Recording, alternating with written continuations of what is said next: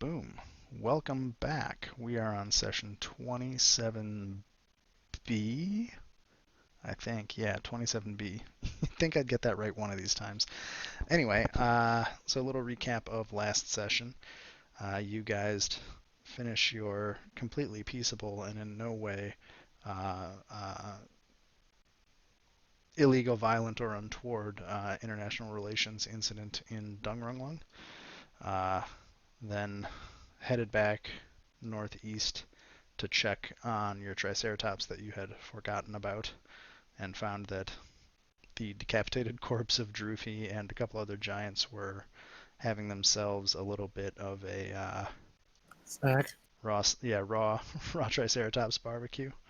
Um, let's see here, and then I think we left off with you guys while flying towards Mesro saw that the Merchant Prince caravan had made its way uh, over to your neck of the woods and had discussed going to said merchant caravan in order to offload loot.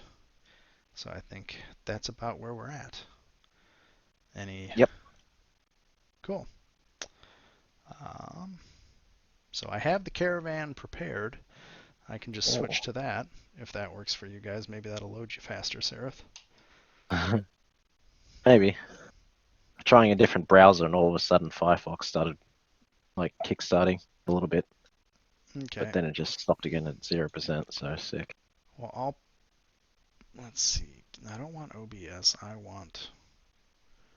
think that one. I will also pop out. I'll share a screen that is the player screen. Whoa. What just happened? I don't know what just happened. Okay. Cool. I will activate the merchant camp. Let's see here. So you saw this from the sky.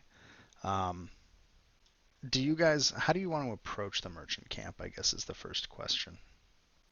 I guess we just approach them openly, like dismount and start walking up from the front, unless any has objections. I feel like like landing too close might be a bit of a mistake after the drug lung thing. Yeah, let's not do a repeat. I mean, I don't think that we're going to war crime these guys, but I'd rather we not get shot down. We probably could, but you know. I'm going to say we shouldn't, because I think we've had our helping of evil for the month. Also, the whole merchant prince thing that, we're trying not to be on the horrible bad side of. I mean, to be fair, there won't be any witnesses to the thing if we don't leave anyone alive. They're kind of useful to have alive, I think. They are, merchant princes of Chult. No, these guys. Just these guys. I'm not saying we kill all of them, just, Is it loading? I'm being reasonable about this thing.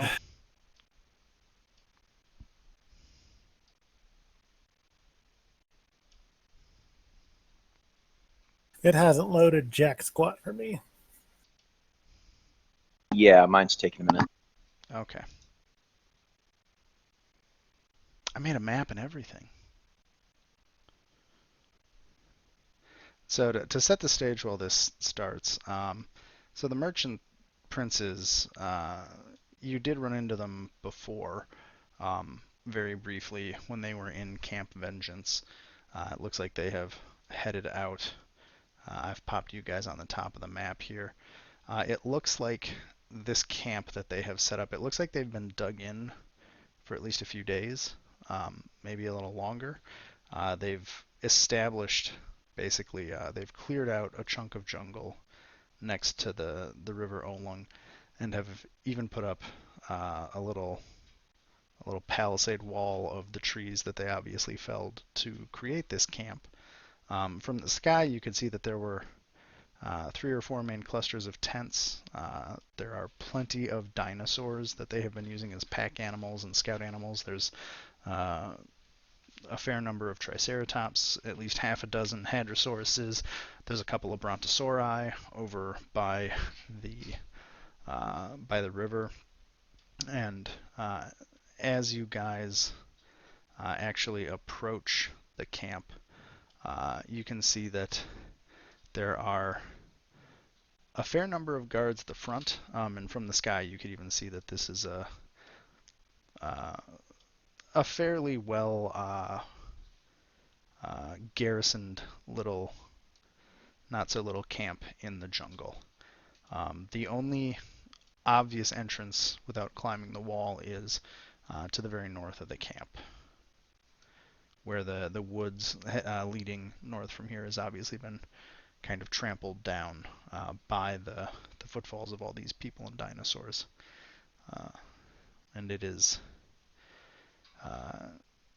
kind of muddy, kind of gross. A lot of people confined in a little space.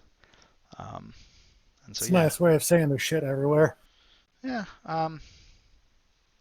yeah. And as you could see from the sky, the tents, there's actually 4 different styles of tent in the camp. Some of them look like the tents from Camp Vengeance, and you know that Commander Breakbone had taken off a contingent. 2 sets of canvas tents, one set brown, one set blue, both seem to be laid out with a fair amount of order. A 4th set of tents, more ostentatious and severe looking, are a bit more haphazardly laid out with different colored support tents behind them, and so that on the screen kind of maps out there's the bone and leather tents to the northeast, and then the rest of the tents are all kind of laid out, and then to the south of the camp they have, it appears, made space for some of their pack animals, pack dinosaurs, to be contained within the camp. The 2 brontosauruses, you assume they just figured, why try to keep them inside fences? They're brontosauruses. And shit that's gonna fight him anyway, so not in the jungle. I mean, there are T-Rexes and stuff, but like, yeah. Well, when there's 2 of them, probably wouldn't be a. Yeah. Not be a wise decision. Do any of you remember who was in the caravan from before? Maurice mostly. Mostly Maurice, I believe his name was. Oh yes, Maurice is here too. Don't worry. Do you think they remember we beat the shit out of their friends?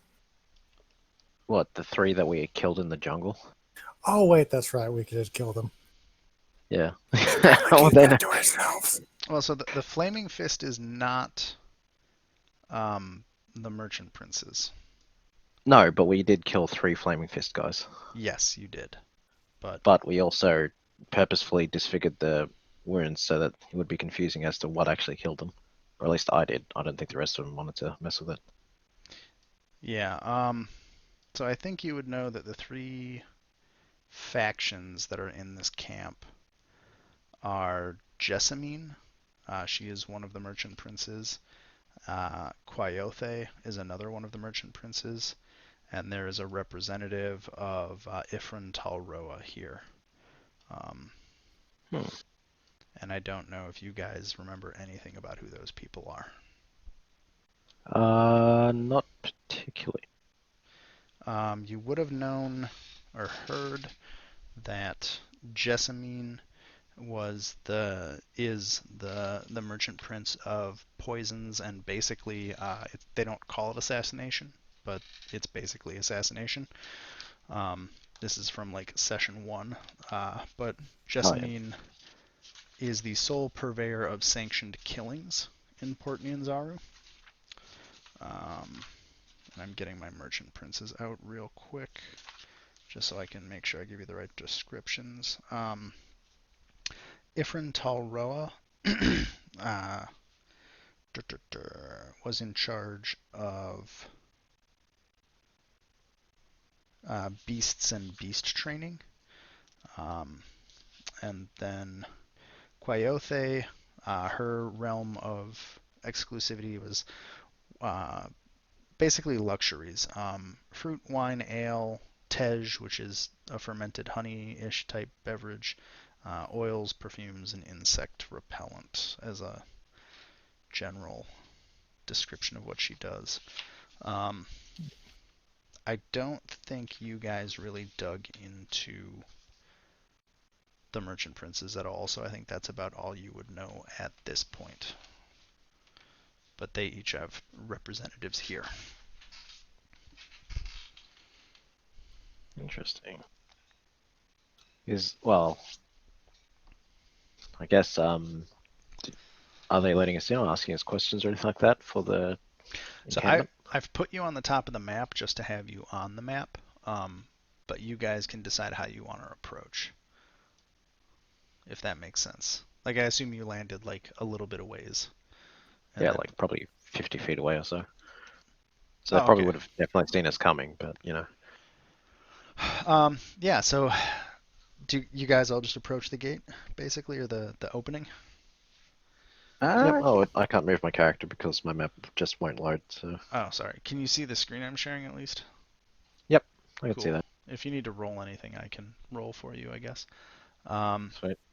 cool. So as you guys approach, there's definitely a pair of Flaming Fist Knights that you can easily see. Um, I didn't put walls in this just to save myself time, but the little circles, those are the wood palisade, so if you're on one side or the other, you really can't see past it. So basically what you guys can see is that cluster of guards up front. Um, as you approach, the knights regard you, these Flaming Fist Knights, but they don't in particular try to stop you. They also have visors and whatnot on, so it's really hard to make out what exactly their faces are. There are, if it's not clear, also uh, natives on riding both of those hadrosaurus to the side. They're actually mounted. So I'll just scoot them over. Um, and then there's a couple of footmen on the outside of the wall too. But nobody is stopping you from entering, although the knights are definitely watching you. Hmm. Hmm. Um, so we go look for Maurice or something.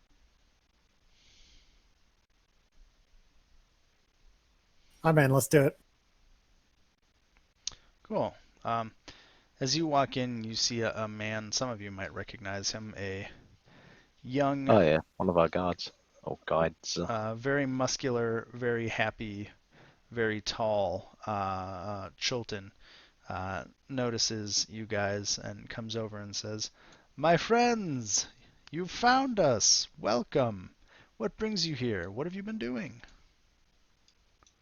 And it's we've We've Shago. been It is busy. Shago. had a busy couple of months, mostly trying to track down the soulmonger. So are we. Have you learned anything about it?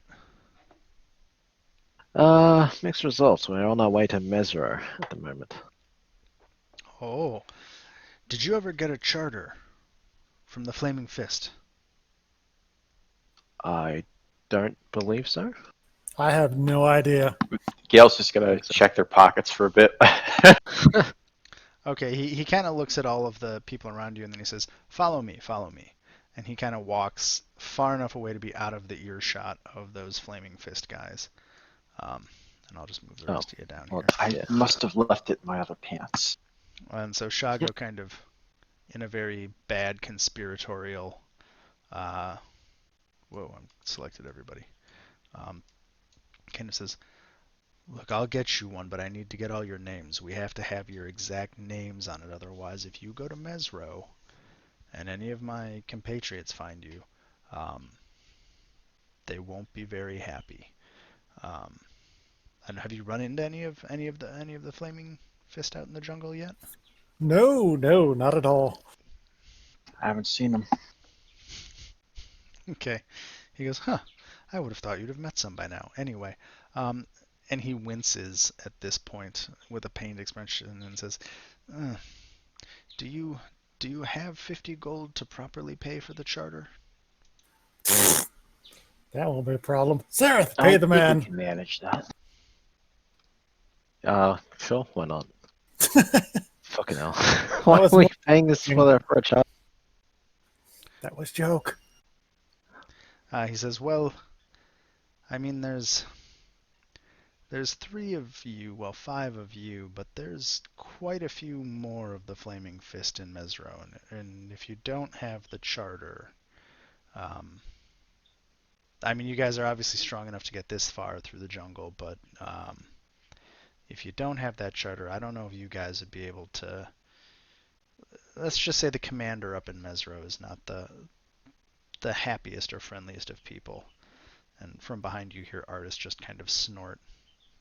Mhm. And just kind of, yeah. Well, I think we've had enough in this jungle try to kill us already. If we can put that off for 50 gold, I think that's enough of a fair trade. Fine.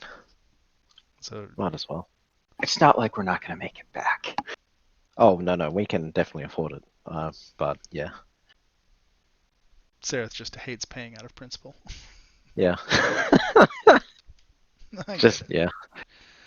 There's a reason why I accumulated this much gold in the first place. Well, how So much? you can roll around in it like a dragon? Well, at the moment, until she meets Maurice, she only has like 239. But after, she should have nearly 3,600. So 50 gold out of that shouldn't mean anything. You won't even notice. Gold was meant to be spent, usually in search of more of it. So can I assume you give Shago whatever to pay for the cost Yeah, of a why charter? not? Okay. So Shago happily takes the payment and says, "Before you leave, make sure you see me, so I can get you the charter. Don't want you heading back out of the gates without one." So tell me, have you found anything? Well, what brings you here? Why are you? What brought you to the camp? You got tired of watching idiots summon gods or whatever that thing was. And Shago's just kind of like, summon gods? I don't know if it was a god. I don't I really know doubt it. what it was. It My looked barbarian more friend here like gets a bit a. carried away at times. An elder was more- demon? Is that a thing? I'm just putting What? words together at this point. An elder demon. I believe we'd all know. we would not have escaped if there was an elder demon. I mean, it certainly acted like one. It How killed would you everything know? it could get hold of. I mean, Am I wrong? yeah, that's what happened there. So just kind of face Shadows like, palms and looks away. where did you find a elder god demon? We met some frog people and they summoned a Oh boy, monster just and tell them about it. Yeah. it ate everybody. We barely managed to escape. Oh, the grungs. You met the grungs. Emphasis on past tense. We gave them a wide berth on the way here. It didn't seem worth getting involved with that village. I would recommend doing the same on your way back if you pass it by. Yeah, there's kind of a giant monster there now. Oh, Yeah. I don't know much about magic, but I know that you're not supposed to mess with that kind of magic unless you actually know what you're doing. They did not. and Shago just kind of smiles to himself, and maybe Tao finally rewarded them. And it's not it's Yeah. a kind of a wicked smile as he does that. You can tell he's being kind of tongue in cheek with that description. Well, they got some kind of reward, all right. I do believe I saw one get flung a couple miles. But on the subject of rewards, we have seemed to have found a number of interesting things in our time in the jungle. Hey, I loaded in. Holy shit. Hey! Can I move anything? No. Oh, And yeah, I I can. figure this caravan is as good as any to offload some of it. Yes. Would you happen to know the location of Maurice? He had a particular epithet which escapes me at the moment, but Shago kind of grimaces. Maurice the Marvelous, he's here. If you keep heading south, you'll find him. White tent, middle of camp. I don't suppose you know of anyone here who might give us a More fair bargain. less unpleasant experience. I mean, if you're looking for pure coin, Maurice is going to be probably the safest bet. Jessamine didn't come into the jungle loaded for her group came in loaded to fight, not to trade. God knows what Quiothe's got in her tent. I try to stay away from her. And Boamdi down at the far end of camp, he's Ifrin's proxy here. But again, I haven't. Yeah, if you want to trade, probably Maurice is your first stop. Maybe Quiothe is your second, but I'd steer clear of her. Gail's just gonna nod and do that kind of look you get when you touch something that's way slimier than it has any right to be. Why is this token? God damn it. I mean, Theresa's not here at the moment, so we can't try bargain for lower prices. Unless Adala wants to be willing, but I don't think so. We'll see. To bargain for what now? He seemed particularly interested in Theresa's method of what was it, seeking a discount. Maurice was last time, from what I remember. Or he seemed to be after something in particular. Why is this not updating? He was just a creepy, Lecherous. creepy Yeah. lecherous guy. I mean, he tried to hit on you too, but it didn't take very well. No. Why is the token not updating? I'm going to the token. I'm typing. I had a look in the code, and it actually seemed to be like a bunch of scripts just failed on my end, and it stopped things loading. So once I disabled those, then it started working on Firefox again. Weird, because my character thing isn't updating. Let me try this. You might see a brief interruption in service. Dang it! Well, if I can't change a No, token no, it's name, fine. I'm pretty just fucking with concerned you. about other things. Because I'm trying to change a token name right now, and it's not even letting me change the token name. Just because I want to... There we go. Cool. Yeah, it was something on my end. So hopefully that has fixed it. It looks like you're all here. So has he heard of our Lord and Savior Asmodeus? Who, Shago? Yeah. Nah, I'm just fucking with you. I'm not gonna ask that. I was gonna lead up to pamphlets and the distributing thereof, but Oh, she's dead. well, yeah, and Sarah doesn't have access to a printing press, so I mean, yeah. If you really want to continue on Velnice's mission to proselytize, by all means continue. nah, I'm good. I mean, it seemed quite successful. Yeah, very. Worked out great, Fantastic. one might say. It's great for making statuary. Boy, isn't that a bit grim? Oh,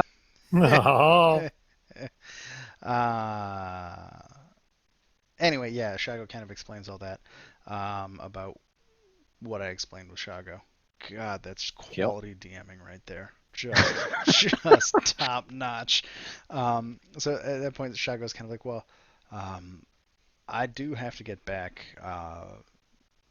to assisting at the gates for whoever I guess shows up here. You're the first people in a while. Serious guard duty. Is there anything else I can help you guys with? Anything you want to know or anything else? I'm good.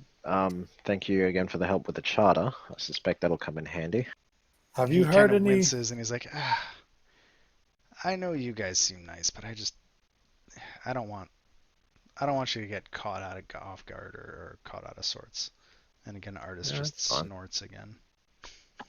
Well, anything that gets fewer people shooting Not at the us most is probably diplomatic going to bloke, win. is he? Artist? Yeah. No, not at all. Oh wait, he's chaotic, isn't he? So he like just doesn't give a shit about fucking decorum or anything. We could get into that later, but yeah, Yeah, fair enough. yeah, I'll just give him shit. yeah. More importantly, have you heard anything from the lobster village? And Shago just kind of looks at you like, what? Oh, we found a village of lobster people that we managed to break their curse and they turned back into humans. We then redirected them to seek the aid of your camp, or one of the camps that you've just passed through. And I believe. you see him just kind of like the gears are turning slowly, and he goes, "Oh, at Camp Vengeance, the Aldani. Yes. I know that a handful of the garrison at Camp Vengeance stayed behind, and we're working with them. But I think, if I recall, I think we left a few days after you guys showed up and then headed out. But I didn't get a chance. I think I was hoping to talk to you, but you guys left so soon." He Yeah, just kind of apologies about shrugs. that. Ah, well, I always like to check in on them. There was a beautiful young woman that lived there. We're just playing into this. Just go with it. Yeah, why not? He just looks at you and he's like, "Oh, big Northman coming in with jungle fever, huh? You better watch yourself." Oh,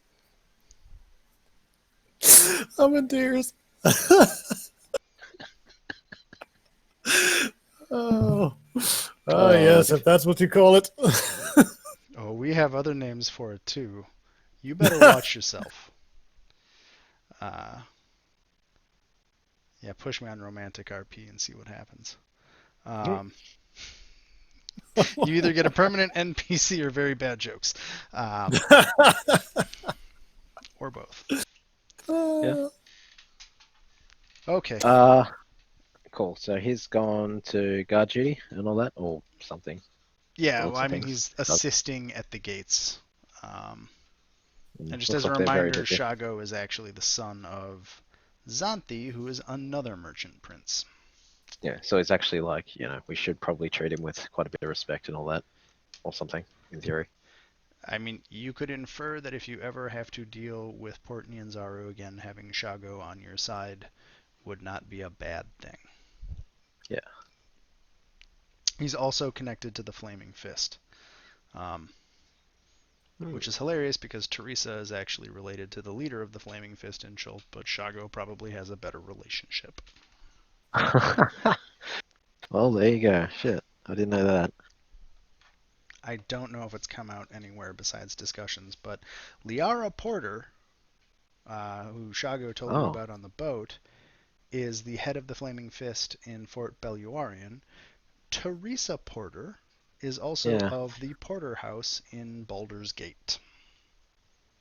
that does make a lot more sense. Teresa is technically a lesser noble. I mean, to be fair, she kind of talks like one, so I suppose that was. And I swear to God, I asked her the first time she told me the name. I was like, "Is your character related to Liara Porter?" And she said no. And then I asked again like 2 months later, and she said yes. I was like, okay. Why not? Well, I guess Yeah. Sarah just gives her like farewells and all that, and goes to look to find what's his name?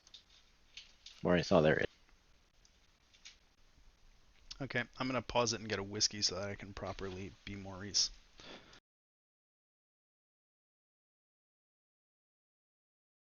Back on. Hey. Oh, I turn it back on and he walks away. God damn it. I try to turn it off when I know I'm gonna walk away for a few minutes. I'm excited though. This has nothing to do with the stream, but my local liquor store has a connection to some brewery in Virginia, Ragged Branch, and I got their Huh. whiskey, so I'm gonna try it out. This is the first time I've ever had it. Exciting Shit. times. I don't know where Ragged Branch is. Charlottesville, Virginia. Do you know where that is? Yeah, it's In America. it's like halfway through the state. Oh, so it's in it's in Old Dominion. Well, no, actually, not really. It's sort of like, do you know where Harrisonburg is? I don't know shit about Virginia except I try not to go Okay, there. yeah. So it's like if you split Virginia like right down the middle of where the north-south line of it is, not northern Virginia, but literally you take Virginia height-wise and you cut it in half. Charlottesville is just above the like it's right at the bottom of the top half. I do think that's an ice cuber. I do think What's that the is proof an on it? um that might be it actually. It is 100 proof. Yeah, that'll do it. So that's got a little kick, so I'm going to grab an ice cube while Arm gets whatever he's getting. It's not bad. A little rough, but not bad. Yeah, I've got the 9-year Knob Creek. That works pretty well.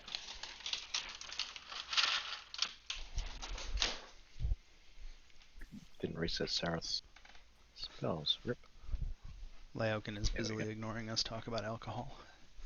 Well, I've never drunk alcohol before. It's just all going over my head. Yeah. Alrighty. Oh, are you back? I am back, and I have the most appropriate named beer possible for our situation. Oh, what'd you get? Oh Lord. Blood and honey. That's All actually right. pretty good. That's it. Yeah, no, stop clock is right twice a day. Uh, I'm, I'm never gonna stop making jokes about you, and I hope you're okay with this. I said, you, Grim, you know me. I am perfectly okay with this. If we ever get Gabe in here, it'll Oh, just fuck. he's running his game tonight now. His Oh, home God. Oh, game. nice. Yeah, Oh, Hest. the one with like flooding, all sorts of very interesting elementals and things. I don't know what he's running. Do you know what he's Hmm. running? I think he's He running. keeps Oh hinting at no, it, but I he know won't what he tell did. me. No, he's running. Uh, this is the best fucking recording of D&D ever. He is running. So all of his housemates, he isekai'd them actually into Rime of the Frost Maiden. What? What's Isekai? Isekai is the Japanese. Otherworld. It's the where like Sword Art Online, like where real people go into a video game or some bullshit. It's that Oh, where like yeah. normal people get sucked into an alternate reality. That's isekai fiction. Um, Huh. so he's isekaiing all the people he lives with as themselves in Rime of the Frost Maiden. Wouldn't that be horrible? Like, I don't know about you, but a bunch of nerds usually aren't great at fighting. Well, they all became. I don't know. Anyway, Eh, supposedly once COVID makes it such that it's okay for us to see each other again, because fuck this shit. Um, yeah. I might guest as a villain, but I'll have to figure out how that works with our schedule. Anyway. Hmm. Oh, I cast Charm Person on Maurice before getting too close to him, I should say. Charm person on Maurice. Let me So I don't know if he makes his save or not. let me look at it. Spells. Oh, do you have it in there? You do. You Yep. attempt to. So the range is 30 feet. So we can say you cast it as you walk up to him. Yeah, like as I was behind the tent or something like that. Just cast it and then. Yeah. Let's see. So while you guys are doing that, I think artists. I think. Let's see here. I think Zandala has been uh, kind of hanging out more with artists. Just sorry to interrupt, but just to give some context of what's going on right now. Since using the ring, Zandala hasn't warmed up to anybody per se, um, but she's definitely a lot less standoffish to artists, and it seems that Don't know. maybe well, no, like your relationship with her hasn't changed at all. Oh, She's cool. just the utter disdain she had for him before. So seems, she's just warming up to him, kind of not being, as hostile. and you can also probably guess. Let me look at Sareth's character sheet real quick. So you've got a high wisdom score, so you can probably guess that the experience of, as short as it was, the experience of wielding the Ring of Winter, That changed her. and knowing that Artis had worn it for over 100 years, like it's kind of one of those instant, like, that experience has completely changed her evaluation of him to some degree. Huh. Um, In that, okay. in that, just like having experienced that and knowing that he's experienced it for however long he experienced it for. Um, Yeah, no, I get it. It'd yeah. be kind of almost for a probably poor analog, but still, like say, I don't know, someone going to war Yeah, and like coming back, and then Battlefield like, buddies or sports team yeah, buddies or like someone who does a pretty, yeah, police something that you firefighters. can That's only sort of really know like, by, yeah, you don't necessarily understand each other, but you've been through a thing, yeah. and you get that sense. So Artis, when you guys start heading south, can I assume all three of you head south to talk to Maurice? Would assume so, unless the others don't want to. I mean, it's up to Yeah, them. no, we'll do it. Cool. Sorry, tequila was already affecting me. Oh yeah, this whiskey's fierce. Um, I mean, it's a spirit, so yeah. Whew. So Zendala decides to kind of hang out with Artis, especially because last time Maurice was such a creep. She's just like, you guys go ahead. And she looks at you and says, just ignore him. And then, I can punch him, right? He won't do it again. uh, um, I can turn into a bear now. This will be fine. let me just remind you, you're in the middle of an armed camp. Yes. I mean, I've I been can in the also middle turn of a into a bar bird. and started a brawl. What's your point? No, you failed to start a brawl. Well, okay, I failed that time. There have been other successes. I had a life before this, you know that. Mm-hmm. Still waiting on that backstory. Got him. I'm sorry. I meant to do it today, and I got sidetracked painting for like 6 fucking hours. It's okay. Excuses. So Artis goes around. I mean, Artis has been in Chult forever, so he kind of starts meandering about the camp. Zendala hangs out with him, mostly because she just doesn't want to deal with fucking Maurice. And so Artis is just kind of like trying to see if there's anybody he knows here, basically, to catch up with or whatever. They're like Breakburn. We need to have fucking words with him. Jesus. Okay. So let's see. Charm person. Let's get back to what you were trying to do. Sorry. You're right. As a friendly acquaintance. So it gets a DC 14 saving throw. Thank God I made a character sheet for Maurice. I'm learning, guys. I'm learning. Hey. We're getting there. So he rolls. God damn it. First roll of the night. Sorry. Straight 20. Rip. It doesn't work. And as you walk up, he goes, "Oh boy, I have to find the voice." You wouldn't necessarily know that was us, though, thankfully. Because I did cast it while I was behind a tent. Oh, okay. Oh my So I God, don't know. should have thought about practicing this before I do it. This will be rough. Sorry, guys. You're right. Adventurers, Oh, that's not him at all. Oh, God. What happened? That was just right out there. Vault hunters, you ride on my bus. There we go. You smell like blood and guts. Oh, pretty. I can't do it. I'm fucking up. Okay. It's fine. Sorry. Oh my God, it happens. Pretty elf woman, you come back to Maurice the Marvelous is fantastic. Emporium of Wares. How can I help you? Well, we found a large number of treasures that we were hoping to see if you'd be interested in. What have you got for Maurice? See if I can just throw this link at. Unlikely, but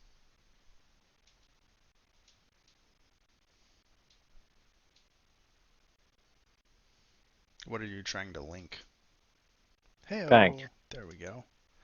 Okay, so blah blah blah blah blah. You have so much stuff. Um, Yep. Because I've been hoarding. so how do you show him this? Do you like tell Oh, him? like the smaller items I can show him, and then like the larger stuff well, I guess we all Gale have it just in the bag starts we're dumping holding shit now. out of the bag. Yeah. So Gale just holds the bag open for Sarah to start pulling things out of. Slaps her hand every time she grabs one of Gale's things. So you guys just start. We'll just say that there's a table at this tent, and you guys just start unloading stuff on the table. And he goes, "Whoa, whoa, whoa! How much are you trying to sell me?" All How of much? it. How much do you want? I mean, I'll take all of it, but even I, I can't rob someone as beautiful as you. And he's looking at Sarah. Oh boy. Maurice, is the axe on the table yet? Actually, I didn't know how much that was worth, but yeah, like, because I didn't get a gold value for that. I mean, it's a cursed axe. No, I was selling it I'm anyway, just but saying, like, if I we don't know. give Maurice this axe, that might end very badly. It might also be really amusing. For him, it'll end poorly, yeah, but like for us, probably not. He has to attune to it first, and then it will curse him, I believe. Um, So as long as he doesn't do that, then, and he probably won't, he's a merchant. Also, we shouldn't be saying this. I mean, are people even aware of attunement with magical items? yes, it's. Yeah, I I would mean, assume it's a thing. okay, so there's like knowledge that you have to spend time with an item concentrating on it. The general Well, concept of attunement, even if people don't call it that, is a very well understood thing of people who would deal in magic items. Um, okay, so what would that be? That would be like, so it's a +2, so that's 2 tags, so that makes it uncommon. Plus it's got the spells, which probably bumps it up to very rare. Um, okay, so if you show him the axe, what do you tell him about the axe? Maurice, do you have any enemies? he's a fucking virgin. What do you think? Is Yes, actually. everyone is a friend of Maurice? He's not going to tell you about them. Why? You lie, but you're very good at it. Give them this axe, and they will destroy themselves. It is a weapon that destroys its users. That's so stupid. Why would you? Oh. No. Let's see where he goes. Whatever. This is the first time I think I've heard Sareth actually just like groan on But the am I decisions. wrong? You know what? Gale's You've got the down choice here now to like, get away with no, it, no, so no, fucking no. go nuts. Whatever. So Maurice raises his eyebrow and says, "How does it destroy my enemies? I can't keep this fucking accent straight to save my soul." It makes them go mad when they are hurt. Everything and anything within reach of them must be destroyed. I have experienced it firsthand.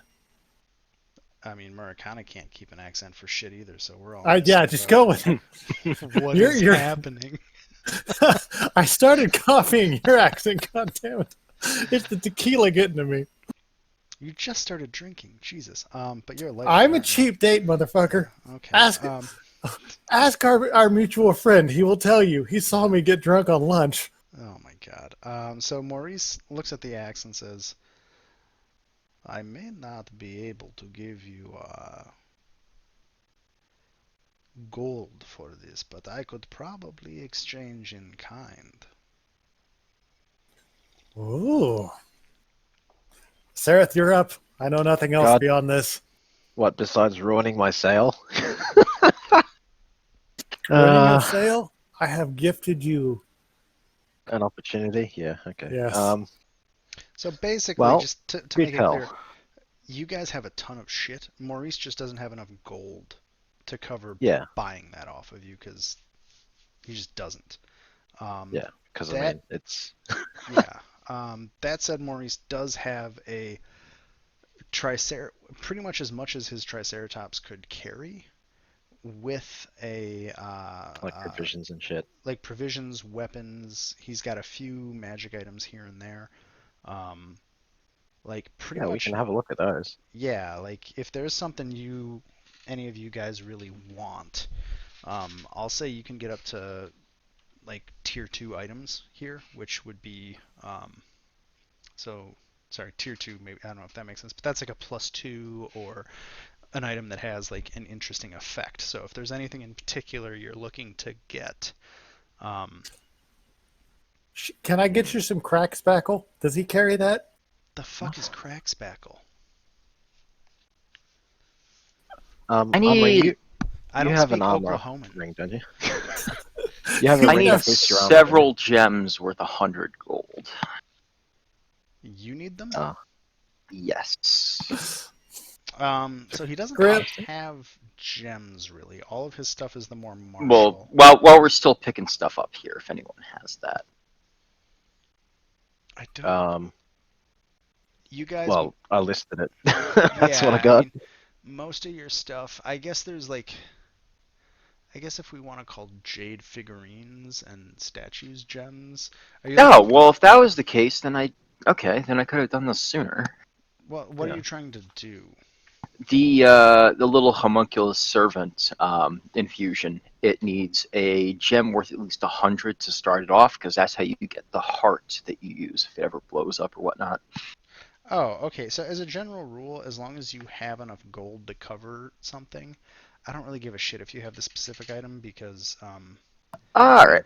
just Yeah, like yeah. So Teresa's because been burning like chromatic orbs and shit, and those would otherwise require, like bits of diamond, which I'm so pretty sure none of us have. so here's the problem. Perkins has officially said that they never tried to balance the material components for spells in any way. To which I say, well, then why the fuck did you put it in the book? Yeah, So kind of dumb. I really, outside of like permanent effect spells, I don't really care about material components. That's why I picked a druid, because all the material components are twigs and shit you can find in the woods. I guess if you have specific shit you want to do with like higher end spells, but I don't think you even get very high end spells, because you're a half caster. I think I was wrong. You're a half caster. You're not a full caster. Yeah. So yeah. And basically, I don't know if you remember the crafting system I posted, but it's basically an equivalence thing. Like, um, as long as you can get to the equivalent requirement, I'm not gonna sit here and be like, oh, you have a 95 GP gem, get fucked. All right. Because like, I don't want to gate your characters having cool shit. Yeah. Any more than like the only thing I'm gonna gate is the tier that you're in. So like 1 through 5, 6 through 10, 11 through 15, 16 through 20. I am going to gate the bonuses you can get based on that, but that's the only gates I'm going to put in place for you guys. Just because it's a game balance thing. Yep. So yeah, if you want to take one of those jade statuettes that's worth like 150 gold to make your homunculus, fucking go nuts. I'm not going to stop you. Yeah, I'll take a couple of those, actually. So which ones? Just the little jade statuette things. Chicken statue. So, There's like a kitten statue. I know there's been a bunch of jade bullshit. Yeah, I have it in an Excel spreadsheet, so I could easily calculate it. just take the Probably. kitten statue, split that into two, and keep one spare. That works. Just hack it in half. Yeah, I mean, Artificer, we can break a statue in half. Sure. I mean, he probably could. So yeah. And I mean, artificers, their magic is actually just magic. All of the artificer flavor. I love how in the book they even just say the artificer flavor is literally fluff. You're just an arcane caster. Anyway, okay. So you have the list. Maurice has a selection of stuff. Does he have like oh shoot. Muricana, you already have something to boost your AC, don't you? Like a ring or something, I think. Yes, I do. So, and armor doesn't really improve your AC that much, I don't think. It depends. For a barbarian, armor is not worth jack shit unless you go for full plate medium armor. So, Yeah, that's what I was thinking. Like, either we get you like a suit of plate, or we don't bother. yeah, because anything else is actually a negative to me because I'll actually lose a point. Yeah, because you've got endurance. So, Yes. hmm. Yeah, you don't even have heavy armor proficiency, so you can't even Oh, wear so we couldn't plate use right it now. anyway. Yeah. No, you can't. Well, actually, you get You get a penalized for it. penalty Yeah. because it Which you would, specifically calls out heavy armor as being a encumbrance to movement for a which you barbarian. wouldn't want while traveling through a jungle, I Yes. imagine. Yeah, it actually penalizes my movement speed if I remember right. I need to go read the manual again, but I don't give a Yeah, shit. heavy armor slows you down, and technically heavy armor also. Have you been wearing a fucking shield this whole time? Sure. I shouldn't be. Oh, no, it's Gareth not has. equipped. Never mind. Although your AC is He has fucked. the shield. Why is your AC Yeah. fucked? I'll figure that out later. Is my AC messed up again? Yeah, don't worry about it. God damn. It says my AC's 10. It's supposed to be 16, 14? I can't remember. It I should be 4 plus 1. It should be 15. He has health potions, right, Maurice? He definitely has health potions. Well, we got to get some of that. So, how much are they? Because I can't remember. I think they're like. I think a normal health potion, I believe, is 50 gold. Let me check it. 5e health potions. Why use a Oh roll? God, I didn't transfer my gold over from. Yeah, it's fine. I got the lion's share of it anyway, I think. Well, I think I only had like 55 gold, anyways. That's all. I still got weapons and shit to sell too. That was just the valuables. I've been picking up So, like all sorts of other shit. yeah, so let's see here. Normal healing potion is 50, a greater is 250, a superior is 2500, and a supreme is 25,000. So he would have, Jesus. yeah, it's kind of crazy. The fuck does the Supreme do? Probably like on fucking 10 all of your health at once instant, regardless what it is. Let me look him up. I can do that. Whoa. Items. DDB items. Should be. So a greater healing potion does 44 plus 4, a superior does 8d4 plus 4, and a supreme does 10d4 plus 20. Jesus. That being said, for the price, you'd hope so. So Yeah. He I think regular has, potions are fine. we'll say that he has, if you want to try, he has 7 greater healing potions. And he Uh, has 10 normal potions. well, we'll buy 10 of those. You want all 10 of the normals? 10, that's 500 gold worth. Yep. I believe. That'd be 500 But gold. we'll need it. Do you want any of the Well, greater healing out of. potions? Sorry, I'm just typing. I've got a note card. I'm just writing some stuff down. So what we can basically do is figure out what you want to buy, what you want to sell, and kind of net it out. Yeah. So we'll buy the potions. That's 500 gold. We'll get. Shoot. I was looking at trying to boost my own AC, but I don't really need it as such. Is like anyone else. That's the thing. Does he have like a ring of protection or anything like that, or better? What is it called? Armor. Scaled armor. I think I'm using. No, what am I using? Studded leather armor. If he has an enchanted version of that, and or how much that would be. So a +1 suit of armor would come in at about. Sorry, +1 longbow per minute. I'd say a +1 armor would come in at about So if you just want a +1, that would be about 400 gold. Really? Shit, that's extremely affordable. I standardized prices. Ah, fair enough. Here, What's I'll just +2 out of morbid curiosity? 4,000. Oh, okay, yeah, okay. So The +1. it's not exactly linear, but it's pretty linear from common to uncommon to rare to very rare. The jump to legendary is not linear.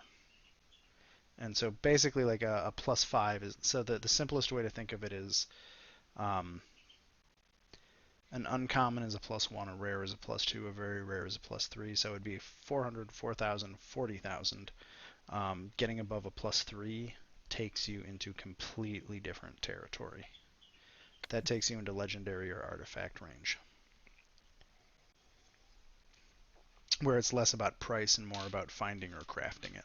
I mean, technically it's Yeah. 200,000 for the +4, but um, I don't know how you're going to find Yeah. 200,000 gold. Find all of the world's dragons and kill them for their hordes. Yeah. Fuck you. Sorry, that was our Marine talking, our Muricana. I have I think- some photos to show Muricana later. Anyway.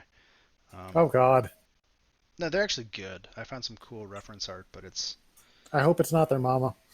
His mama. Maybe it is. Maybe it's his Ooh. mama up in that cocksucker. Ugh. Cocksucking gin and tonic in here. Yeah, so a +1 would be 400. Um, I'll get Gale. You probably need armor too, right? Honestly, Well, if you don't want it, it's all good. But I mean, based on past performance, Gale needs armor more than anyone else here. yeah, the thing is That's the getting a thing. better class of armor for Gale that doesn't slow them the hell down or do something else annoying. Well, like, what armor do you have, or do you have any at all? Right now it's down here somewhere. Or was I just using the bracers? I think I might have just been using. No, Bracers I've and got the defense. studded leather. Yeah. Yeah, but if I wasn't using that, I would have the studded leather because that's about Yeah. as good as you can get with light. Yeah, because the studded leather is 12 AC. That's what I use. Your bracers give you 2. I think we figured out the bracers were better, right? Yeah, I think we figured out there was no difference. It's just that the braces don't slow down, whereas technically the studded leather is still armor. The Even if you studded don't leather want doesn't, but it's it. Oh, it doesn't? yeah, it's just there's no real difference between them. Is what it was. Just an aesthetics choice then. Yeah, I think it was a weird thing where we were going through all the what loot each person could use. Yeah, I think fair is enough. what it was. And the tricky thing is, I don't need weapons. Gale doesn't really, like, you make your own. So I guess it's just Muricana who needs weapons. And I think you already have some. I got a shit ton. Yeah, so, like, an extra +1 weapon wouldn't really do anything for you, because I'm pretty sure you already have one. I mean, unless they get like +1 crossbow, no. So let's see. I'd Really, say, really, we're yeah. just looking for filling holes in our abilities. Yeah, and... shit. Like, well, I got potion. How are we looking on rations? Let's see. Oh, Like, technically speaking, we can go forever on without them, So but... your bug salve, you're down to. Let me just calculate. 1, 2, 3. You're down to about 40 bug salves left. Oh shit, okay, we need more. And I How think you much? get. Aren't those 20 gold or 20 per gold? I think was what So, the price was on salves. Let me I look find it it up. maybe. Insect repellent self, that's what it is. Yeah. So how much did you say we had? You're probably at about 40. I haven't done the exact calculation, but it's about 40. Yeah, that's fair. I've forgot to update it, and I was still at 300. I just have a Which is on my- spreadsheet that ticks it off every day. Okay. So I know how many days you've been in the jungle. A gourd or vial of salve, which sells for 1 GP, contains 20 applications of odorless grease. Yes. One application protects for 24 hours. Interesting. So far I've got that you want his stock of health potions. Do you want more salve? Yeah, we'll get. Well, shoot. I mean, 50 gold is going to cover as much salve as we could ever use, I think. Yeah. Let's see. 50 times 20 is that 1,000? Yeah, that's I think so. 1,000. That'd be 1,000 uses of salve. I mean, yeah, fuck it. We're not spending much of it on anything else. So, health potion, studded leather, and insect repellent salve. So you got 50 salves, which equates to. It leaves me with 2,715 gold. Yeah. And so, Muricana, you wanted to. So he offered to trade for the axe, basically. Yeah. Um, Well, that's Muricana's decision. yeah. Yeah, what does he got for the axe? Because Um, honestly, Crossbow. anything's better than this shit. Well, you don't want to tell him that, Jesus. No, I'm not telling him that. Put your high charisma to use. Every time I've tried to use my high charisma on intentionally, it backfires. When I don't give a shit, I roll a natural 20. Yeah, I can see that. Well, I've done the same with Zendala, so I gave a very half-hearted roll in charisma, I believe, which I don't have any bonus to. And now you're banging her. Yep.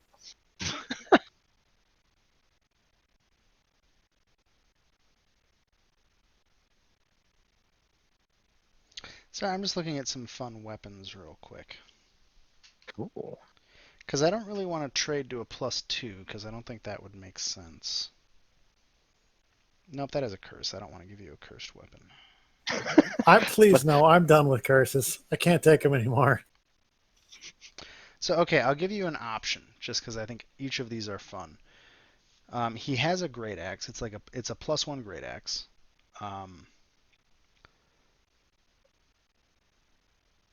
It also has one of the following abilities. On a 20 on the attack roll, it does extra damage and you gain temporary hit points based on the damage. Oof. Another one is the axe actually acts as a light source for you. That could actually be pretty useful too, because you don't have dark vision. No, I don't. And you can activate or deactivate the light on a command. So it basically you could have basically light, the spell light on your great axe at your whim. Um, let's see here. Nope, not that one.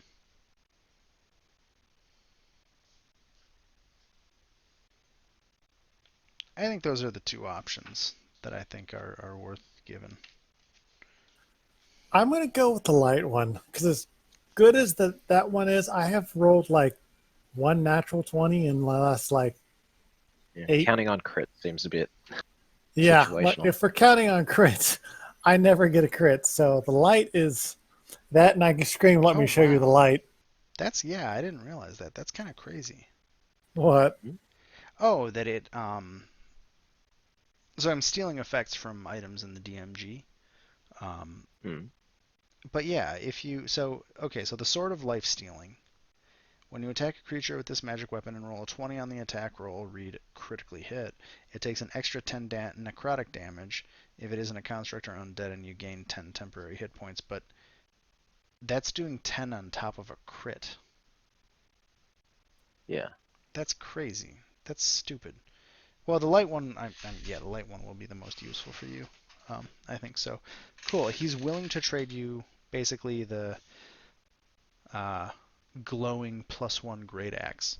Um, and so what you can do is, at your desire, it will shed the effective light of a torch, which is 40 feet of dim light, 10 feet or 20 feet of bright light. I'm in. Cool. So you trade him the axe of Popolokas. He says, This axe is cursed, correct? Very, very cursed. Hmm. I will sell it to the right buyer. He's gonna be Russian. I can't do it. He's gonna be Russian instead of Greek. I can't stop myself. So yeah, you have a +1 great axe that can essentially function as a torch. So that deals with that side of the bargain. Um, on the other side, back to you guys, we're looking at 10 health potions, 50 salves. Are there any other potions, weapons, items that you guys have a particular desire for? I mean, if you had a ring of protection, I'd be curious as to how much that'd be. So a single ring of protection +1 would cost, I think it would cost 400. Really? Shit. Okay. Yeah. Like I said, I standardized the costs. So a single effect is 400 gold, two effects or a +2 is 4,000 for a permanent effect, etc., etc. Does that make sense? Okay. Yeah, that's fine. Um, I didn't like the way the magic economy worked. It was bizarre. Like the weapon prices are not balanced. The item prices are just all over the fucking board. Yeah, no, I definitely got that part. So you want a ROP? Oh, yeah. If I One can, times might ROP. as well. That's 400 gold. I mean, what else are you going to do with the gold? You can't take it with you. Well, you say that, but see, did I sell these things?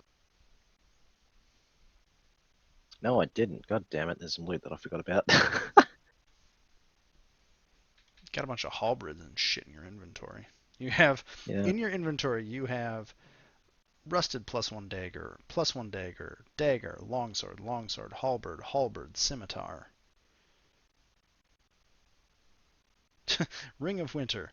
Uh, good luck selling that. Well, actually, Good luck taking it from me. yeah. You have a hat of disguise. You have the amulet of the mist. So we have to figure out what all you're attuned to at some point, probably. I already have. I've been like changing Okay. them every occasionally, but for the most part, I've kept them the same. I also have a silver plaque and silver platter. I might as well sell those while I'm here. Oh, is that not in your list? Yeah, no, I only had like specifically stuff from that to sell the halberds as well. I don't know how much those are. They like 20 gold. Yeah, 20 gold. Also, okay, let's hold up. Let's see. So the total stuff that you have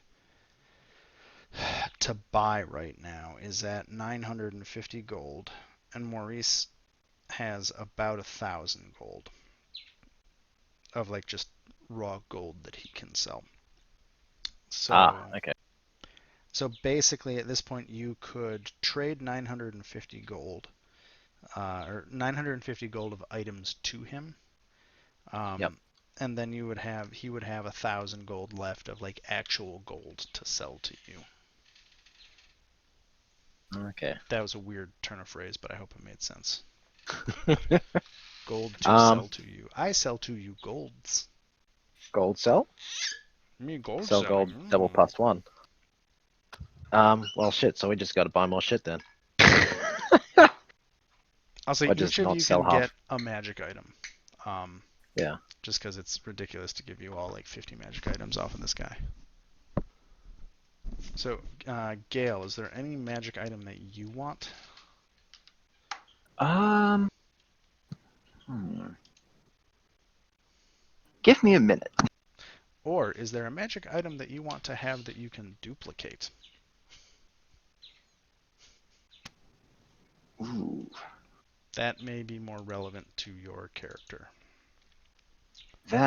yeah. Because if I can just get something that's an extra duplication or whatever, that. Well, so you'd have to take. Uh, we we went through Or this, right? Like you would have to oh yeah, have okay. I was have to you have to have the infusion to uh, duplicate it. have to have the free infusion slot or learn the new one, because learning the new one I can only do every 2 levels, but the Yeah. infusion slot I can just use one of those. What do you know how to infuse? I think right now I can replicate a Lantern of Revealing and a Spell Refueling Ring. Or, no, that's a different one. Spell Wrought Tattoo, so that's a thing that I can just make, and Lantern of Revealing. So I can tattoo people with a spell to let them cast that spell, and I can make the Lantern of Revealing.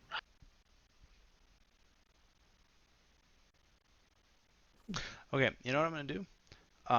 Because I'm trying to read the rules right now, and I don't know, and honestly, kind of don't care. Because yeah, you don't need the item. Never mind, I'm wrong. You Yeah, just no. have to be able. Yeah, so the infusions are completely separate. You basically just turn something into a magic item. Yep. So how about I'm gonna go to the bathroom. You I'm look, gonna recalculate huh? because actually, if I don't try to exchange the silver coins into gold coins, that takes a good chunk out of it. So I'll Okay, just dump all the heavier shit on him. I'm gonna give you guys a couple minutes because I'm gonna go to the restroom, and we'll try to wrap up the trading when I get back. Sound good? Yep.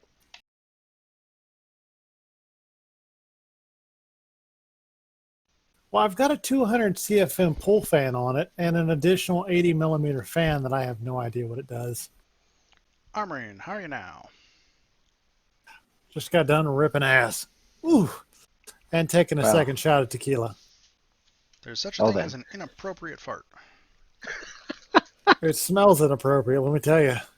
I updated the chart, Grim, so I sort this out a bit Okay. easier. I turned it on when I started saying stupid quotes. So let's see here. And of course, Muricana, you failed me. But that's okay. It's all right. I have a disproportionate amount of alcohol on me to the amount of food I've had today. Poor baby. I'm not selling any of my coins, so it comes to about 1910 that I'm selling, and we're buying 1350. So of wait, you're selling Maurice. 1910? Yep, Where's of my like cart? the above items. Okay, cool. And I had 189 gold after buying the charter, so Okay, so we're at a net of. 560 from him, Oh, you're plus buying those items. 1350. I have my numbers wrong. What you're buying the health potions? This. Oh, you're buying a +1 studded leather. Yep. Okay, cool. Yeah. Do you want any of the greater health potions? They seemed ruinously expensive for what they were, but Fair enough. So let's for see. an extra like 2d4, it seemed kind of. If we were willing to invest that much in healing, I'll just cast the spell myself. A true statement. So I'll say, yeah, you guys would just come out with,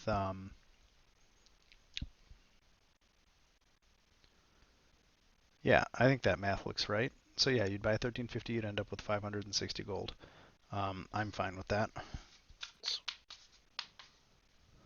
I'm gonna mess around with my currency thing. I've got a minus 50 gold, and then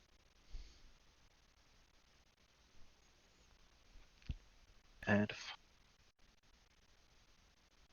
Hey, Muricana, you've had that one shot of tequila. Why don't you give your balls a tug? I've seen college freshmen that can drink more than you. Got it. Oh my god. Oh god, what's his fucking name? Fuck you, Jonesy. Yeah, goddamn Or Jonesy. Shorzy. It's Shorzy, sorry. Fuck you, Shorzy. I'm on my second whiskey after the beer, so there you go. What episode are you on? You on the last season yet? Yeah, I'm on season 9. Oh god, the last episode. Oh my god, Shorzy in there. Holy shit. I just love how they decided we need more of Wayne, so let's just give Wayne a high-pitched voice. Yeah, no. The last episode with Shorzy in it, I laughed so fucking hard I cried. For Like, everyone else, I have to admit, I thought Letterkenny was going to be a terrible show. And I no. avoided it for apparently like 4 years, but Letterkenny is hilarious. It is a fucking home run. Even my Anyway, wife likes it, and she does not. Yeah, no, it's my wife isn't even watching it and is now regularly using some of the phrases from Letterkenny in our day-to-day life. Um, that said, okay, so you complete this out with Maurice. Maurice is a little disgruntled that he gave up all his gold, but he's very happy that he offloaded some items, um, and is pretty sure he can come up with some use for all this stuff, assuming he gets back to civilization at some point. Um, so at this point, you guys are in you're in the camp. Um, do you want to do anything else while you're here? Um, I just fucking about with. I'm good. Like as far as we should probably see Commander Breakburn and talk to him. Sure. I Anyway. agree. So Breakbone is down here. If you can see me pinging, Oh right, yep. he's by all the gray tents. That's where the group from uh, blah blah blah Camp Vengeance is. And you note there was Perna and there were a couple of other, I guess, lieutenants. None of Mm. them are here. It's just Breakbone. He's got a couple of knights with him, and then a couple of tents. Uh, As we long walk time no away, see. Maurice, do let us know how the axe works out. And Maurice says, and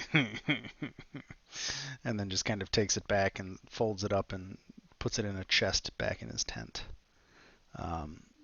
So Breakbone sees you come up and he goes, "Oh, oh, you guys made it over here. Well, congratulations on surviving this long." Enough of the jungle's lack of trying. Oh, quit your belly aching. You're a bushwookie and you know it. At least that's what you always say. And he just kind of looks at you like, "What?"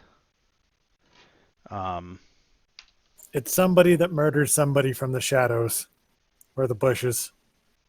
I don't know. I haven't quite figured it out, but he says it all the time. who's he? Gale. I'm going Gale's to sitting there Iron One. blinking like, I'm just confused at this point. Sareth just copies, takes a leaf out of Kellogg's book and just like blinks. So Breakbone kind of looks confusedly at you, Muricana. He feels like he's been vaguely insulted, but really doesn't understand how, and just kind of shakes his head and says to all three of you, "Ah, yes. Well, um, did you ever find the scouts that went to Umbala?" What was From what left we of found, them? yeah, they Sorry. seem all dead, fortunately. Oh. Something got a hold of them. Something very undead. Wait, was it undead that killed them? I can't remember. I believe the ones that we found, yeah. The two that you found were killed by Terrafolk. Oh, really? Oh, Oh, that's there you right. go. That's right. They met enemies of the flying variety. Damn Terrafolk. Well, If it makes you feel any better, we avenged them. that's Completely a by accident, but it was fun. he looks over to one of the knights and nods and gestures back to the tent. He goes back into one of the tents and comes back out with a coin purse. And he says, "Well," Ooh. and Breakbone says, "Well, I know we promised you items from our armory, but obviously I'm not with my armory, so please accept this payment as fulfilling my end of our agreement to find those scouts." And the knight, I guess, Sareth, because you're right there, hands you the pouch. Sweet. And it has, let's see, let's roll this out. 250. It's got 116 gold in it. Damn. Okay. Take that. Why not? You guys actually had an open quest for that, so congratulations, you completed it. Yay! Hooray. So, have you, in your travels, did you discover anything else interesting or useful? We've joined up with this caravan to try and push deeper into this forsaken jungle and put an end to this undead curse. Have you found anything that would be useful for that? Not unless you're heading to Mesro. Though Unfortunately, no, but we did vanquish a god from this plane, apparently, by accident. I'm sure they thought they were summoning one, but I don't believe it was. Oh, no. I was talking about the temple with the vampire thing. I don't even know what that was. Oh. You mean the trial temple where we fought a vampire? Yeah. I don't Wait, think he was was a that a god. vampire? Because I've met vampires before. They are not that mean. Well, it's a corpse now. Yeah, well, true enough. Burned it with So, my own hands, so should be dead. Niles just kind of nods approvingly. He's like, well, it sounds like you've done good work. We've actually just departed the settlement of Promise up in next to Mesro. Uh, so we're not headed to Mesro, we're headed from Mesro. We're going south. Interesting. have you heard of anything south? Uh, we're basically just following the concentration of undead. We've bivouacked here for a while to regroup. We've lost a few along the way, or at least most of the other contingents have, so we decided to hunker down for a little while, give all the men a rest, and then continue south and just keep following the presence of the undead.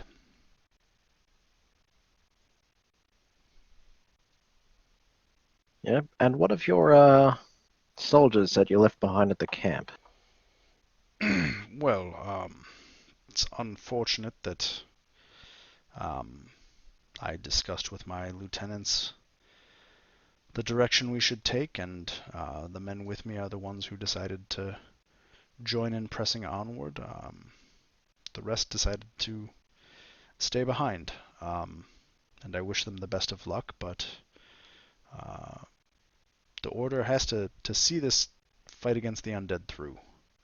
And so it was a difficult decision to leave Perna and the others, but This might be of interest to you against your fight in the undead.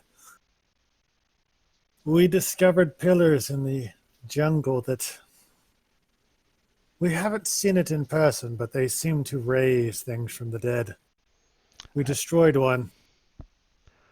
I love how every time I do an accent, the next time you talk, you're I trying can't to do help the it. same accent.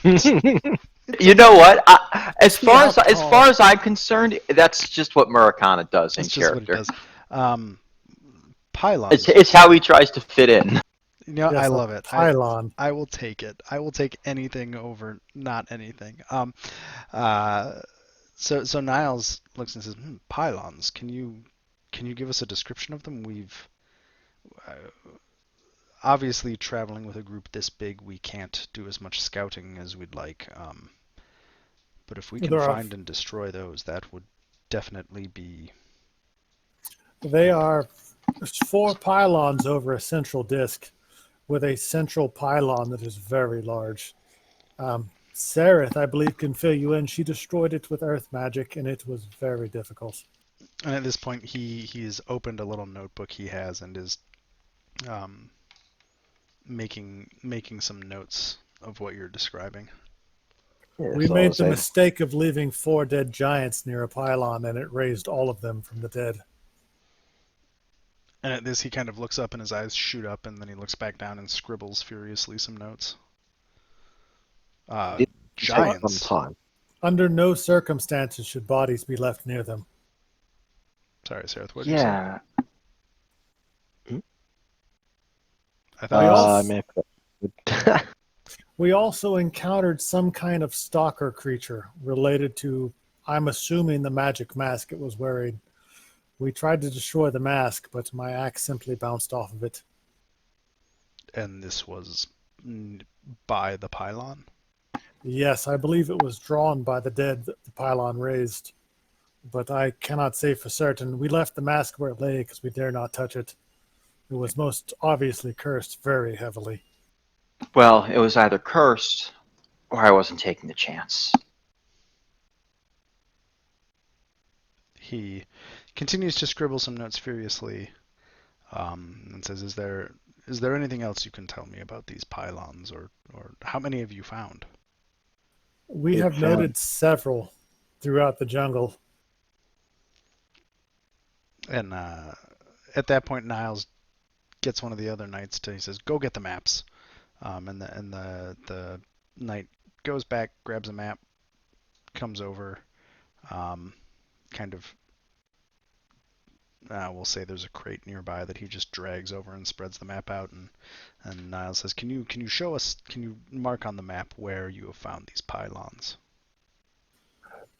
Saroth, you're up. I am navigationally challenged. Um, I guess I can point Here's out our map. where we've. If I can get any of this to load. Yeah, I mean, you don't need to pull it up. That's fine. All right. Okay. Cool. I'm not. Yeah, you show him the map. You show him the pylons that you have found when you were scouting in the air, and you mark them on the map. And We and found, what, 2, and we destroyed 1. yeah, I think you passed one that Sarah found while you were scouting in wild shape. You passed it. And then the second one we just. and then there's the one you destroyed. Do you tell him where the giant zombies are? Yes. Yes, point that out.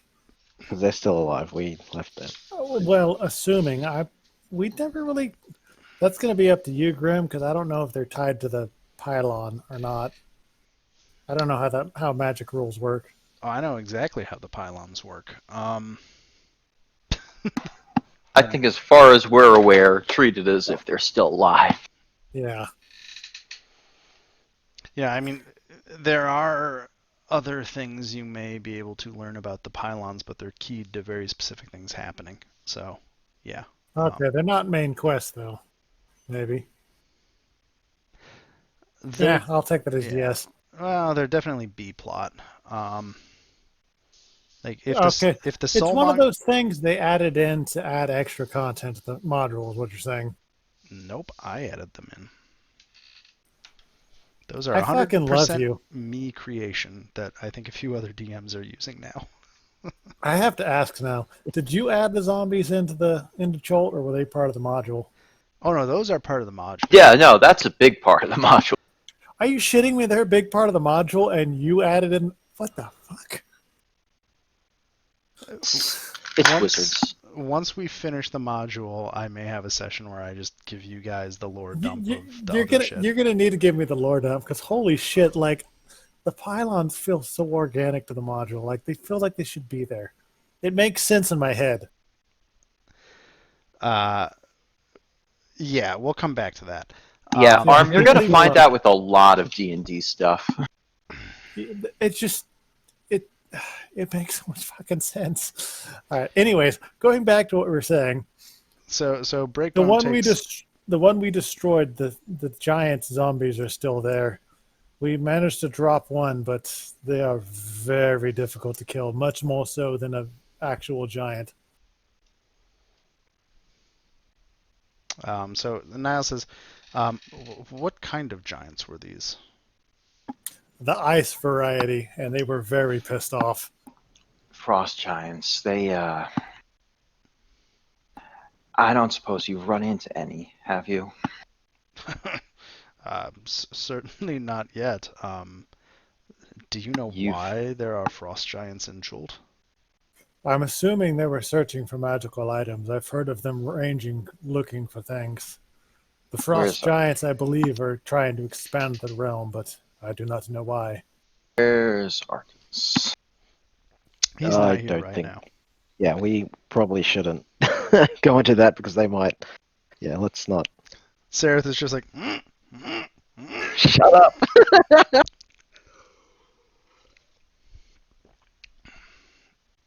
She's getting ready to use that ring of phasing, or that amulet to phase out to the ethereal realm. just the embarrassment of other people. Yep. And Niles That's her goes, secret place where she can go to scream. It's unlikely you will encounter any more, as I believe we killed them all, or they fell to the pylon. It's very. We encountered two that were dead, and one that was raised by the pylon when they were fighting, and we kind of finished them off. and Niles just kind of looks at the three of you and just gives a somewhat impressed nod. Oh, this is very important. Very important about the pylons. I was always led to believe that if you remove the head of a body, it could not be raised from the dead. The pylons apparently have the ability to do that. Even with the head removed, it does not matter. As long as the body is intact in any way, it can raise them. And Niles goes, ah, yes, we've encountered many undead in various states, and unfortunately the stereotypes of how they work seem to not apply here in Scholt. It is very disturbing. I would like to meet the person who built these pylons and ask them a question. Well, this has been unfortunately educational, Niles says. Where are you all headed next? I believe into the sunken city. It is. I kind of leave it up to my friends, as they are much better at the directional choices than I am. I have a tendency to wonder. Mesro seems to be a next step for us. Yep. Well, I wish you the best of luck in finding whatever you are searching for there.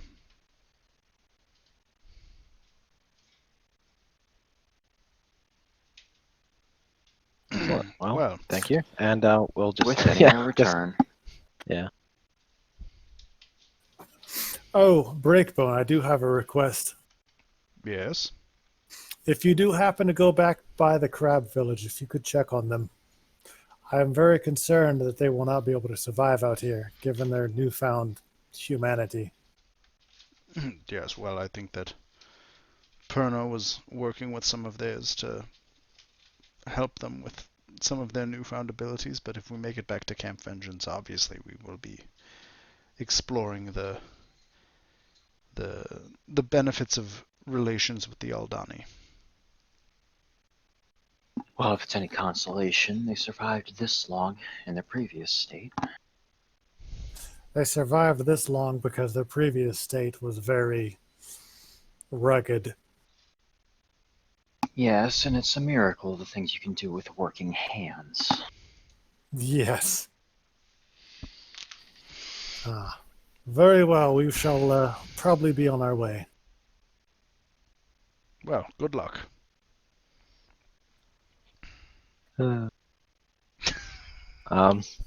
Yeah.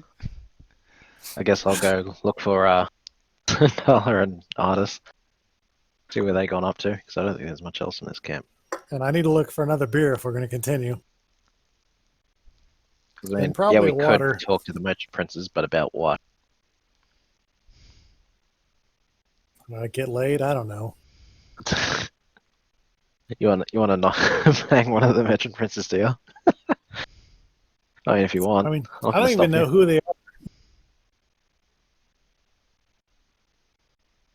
Yeah, so Jessamine's camp are the brown tents. Quayotha's camp are the leather and bone huts. Ifrin Talroa's camp is the blue tents to the south. Artis and Zandala, pardon me, are just kind of hanging. Basically, Artis is just kind of making small talk with some of the soldiers well, you see where he is. He's they're basically just making small talk with the soldiers. They were, um, yeah, they're sitting around that particular campfire. You can see, um, just basically shooting the shit a little bit.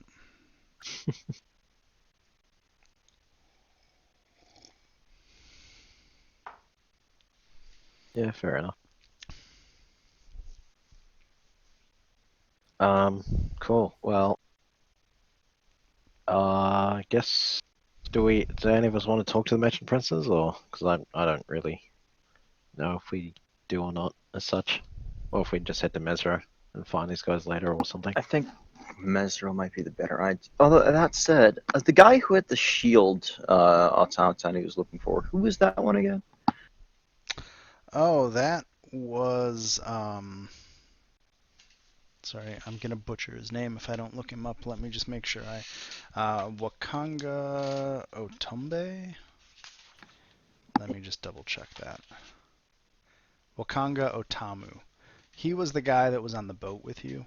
Yeah, so he's not out here, is he? No, he's not out here. He's the Prince of Magic and Lore. He gave, I don't remember which one of you has it, but he gave you the. Go ahead. I think I just have that down somewhere. Yeah, so he had given you guys, he had the control amulet for, a guardian construct, and said if you found it anywhere, if you could return it to him, he would be very grateful and likely reward you. Yeah, but we haven't found a construct. So. Yeah, I've just been keeping a thought out for that guy. Okay. Yeah, Wakanga is not here. Yeah. Well, I guess we could just put off to Mesra then, because I don't know.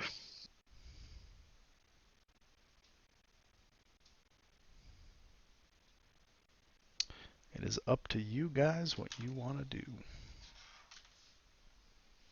Because while I wouldn't mind talking to the merchant princes, I don't know what they could offer us as such. Besides, no.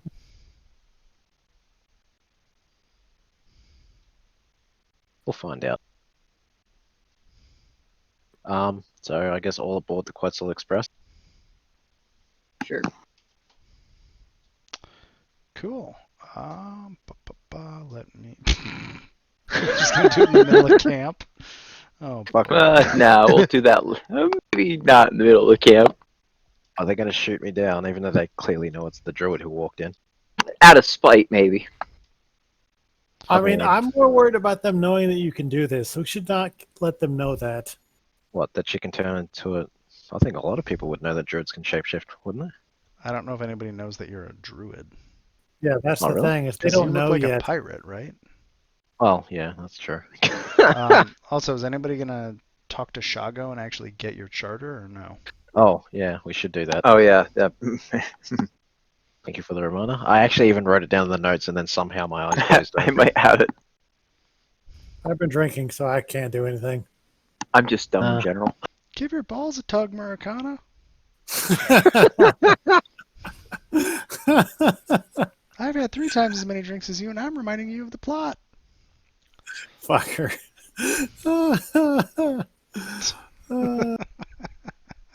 I've cut back on how much I drink during sessions. I think it's impressive, but it's just me. I think it's horrifying. No, I was making too many mistakes early on because I was having like 3 or 4 beers during a session. That's not good. Cool. So I'll talk to Shago if he's... Yeah, he looks like he's still chilling at the... Yep. So you get up there. He's got a charter. It's basically just a little piece of paper that has some seals from the Flaming Fist on it, and yada yada. Just like officially, by order of Liara Porter, on behalf of Lord what's his name, who I can't remember. The following, she has a boss, but I can't remember who the fuck it is. I'll look it up if we ever go to Baldur's Gate. We can get our artificer to duplicate this note into something that lets us do other shit too, maybe. Yeah, It's forgery. It's not a magic item. You'll just have to forge it. Yeah, Forgery is forgery. good, though. Something to base it off. So yeah, it's blah blah blah. You guys, it has your names on it. You're good to go. So you get that from Shago. Shago's like, where are you headed? Told you, Mezzo. Oh, smacks himself in the head. Of course. Um, when you get there, if you do meet Broken Barrel, the commander, um, she's a bit of an acquired taste. So just tread carefully on some of her stuff. Who is this? Broken Barrel, Commander Broken Barrel. Her name I get the feeling that this means she's someone we should make our presence known to before we surprise her. Let's see here. Wait, nope, that's the Mad Mage. I don't want Mad Mage. I want Mesro. Where's Mesro? There's Mesro. Ugh, so many books. This is what happens when you DM. Muricana elbows Gale. You could work your wilies on her.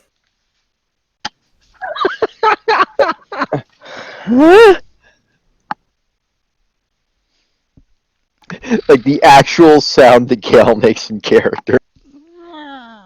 What? Where the fuck is Broken Barrel? I know her nickname, but her nickname is Broken Barrel. This thing. Me knows what is in game. And of course she has a different, well, whatever. Her nickname is Broken Barrel. Her full name is different. And oh, you know what I could do instead of looking at fucking books? I could just look up the token. I'm so happy I have 20 AC now. So it's Yandala Broken Barrel Harkathi. She is a Goliath. Huh. Ah. And she is the commander of the Flaming Fist encampment known as Promise. Big name. Cool. So I think you guys are done here. I think so. Get the hell out of Dodge. Okay. So Ooh. I just looked up female Goliath and wow. They're wow, yeah. No, they're basically just pretty muscular women. I like it.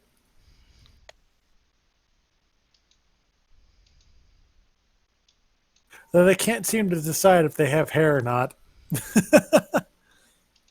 I just wanted to see how long the silence was going to last on that one. Well, you said Goliath, and I was like, that's not a race I know of. They are a race. Yeah, apparently I'm way out of whack on D&D. But most of my knowledge is also from 10 years ago, so yeah. I am going to resist making snarky comments about. Yeah, moving on. Go right ahead. Let it out. So as you guys head out, and hop onto Sereth, God damn it! Every time I want to make certain jokes, I'm trying to resist the urge.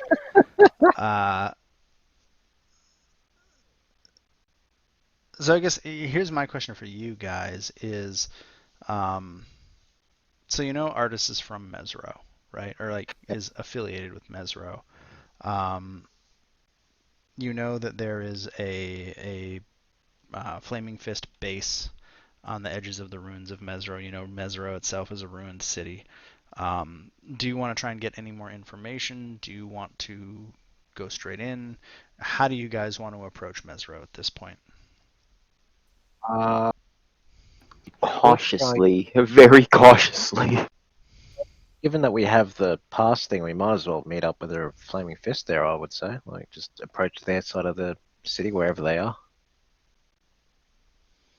Sure, let me pull up Mesro instead of this, because that'll probably load faster anyway. So I'm activating the Mesro Ruins overview. Yep. Hopefully that loads pretty quick because it's a really small file. Um, I don't know why the cameraman character is screwed up, but it is. So basically, if you're looking at Mesro, um, based on the map, Promise is kind of this stilt/marsh village Oh, to the encampment. left. Yeah, it's to the left. Um, so Mesro is over there. So if you just fly in, um, you also know that so like the whole city has kind of sunken into this marsh swamp area. Mesro is to the west, or I'm sorry, Promise is to the west. That's the Flaming Fist encampment. Um, the rest of this city, you guys don't know a whole lot about it. I think I gave a slight overview of it, but um, I think you had a previous conversation with artists explaining that of the four quarters, the southwest quarter was the residential quarter. And he Uh, has a house. Go ahead. He has a house there, I He think. does. Yeah, I mean, he did have a house there. Maintains a residence there. Um, for tax purposes, he files as a resident of Mesra every year. Um, the Americans laugh. Sarah is like, "What?" Uh, we're in tax season right now. Um, Yeah. the Fucking tax season. You mentioned pirates, so I should be laughing at the concept of taxes either way. So uh, the northwest quadrant is kind of the market, the bazaar, the amphitheater. The northeast quadrant is uh, on the far, far, far northeast is where the old Temple of Magic used to be, or the Academy of Magic used to be. Um, the southeast quadrant at this point is pretty much untamed jungle and marsh. It used to have some temples, um, uh, and various things that were temple-like. Ubtao is the only god of Ubtao or of Mesro. The center of the entire city is the temple of Ubtao itself. Artist noted that it doesn't matter what direction you approach it yeah. from, you always So, approach the same face. Um, let's see. I think the other things I told you guys is uh, artist noted that trying to raid Mesro for valuables was a lost cause because anything that Yeah, Mesro is long looted. However, quote, there's more there than meets the eye, was what I have down from the Oracle, at least. So yeah, it's definitely been looted. I think artists warned you that anything of value you do find in Mesro, You're not going to want. you don't want because it won't. It'll crumble to dust when you take it out of the city, and it also seems to negatively impact some people, um, mentally speaking. Um, I think that's everything I gave you guys about Mesro in the last conversation. it's a city designed to fuck with me. Gotcha. Um, and you also know that Artis doesn't believe that this is actually Mesro. Um, I think what he had explained was he had been traveling, and when he came back, the city was gone. Um, but the change and the destruction didn't make any sense to him. And so he does not think that this Mesro is actually Mesro. Um, and then the Flaming Fist has claimed that they have fully looted Mesro and are going to continue doing whatever it is the Flaming Fist does. Be generic NPCs for killing. Well, No. I mean, you guys would probably know that the Flaming Fist are the mercenary group based out of Baldur's Gate that ostensibly is a peacekeeping slash mercenary force, but they also have a habit of trying to advance the interests of the Lord's Alliance of the Sword Coast generally. The Yeah, Lord's fair. Alliance, for those who don't know, is the loose alliance of the major cities and principalities of the Sword Coast. So Neverwinter, Waterdeep, Baldur's Gate. I think there's a dwarf or an elf or two in there too. Somewhere. Yeah. All I know is that Sarah probably wouldn't have much reason to like him. Yeah, because you're from another. She's from Oresk, which is pretty much just Pirate Haven. It's like the equivalent of Tortuga, I believe. Cool. So yeah. So I do don't you? think. So I'll reiterate the question. How do you guys? What do you want to do? How do you want to approach Mesro? Blah. Unless there's any objections, I'd try to approach it from the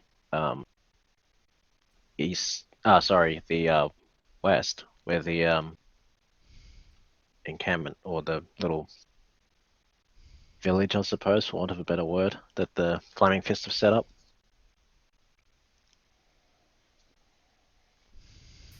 Yeah, if we can I'm get getting in quietly without causing any kind of ruckus. well, yeah. So I'll actually think that How many potions did we buy for health?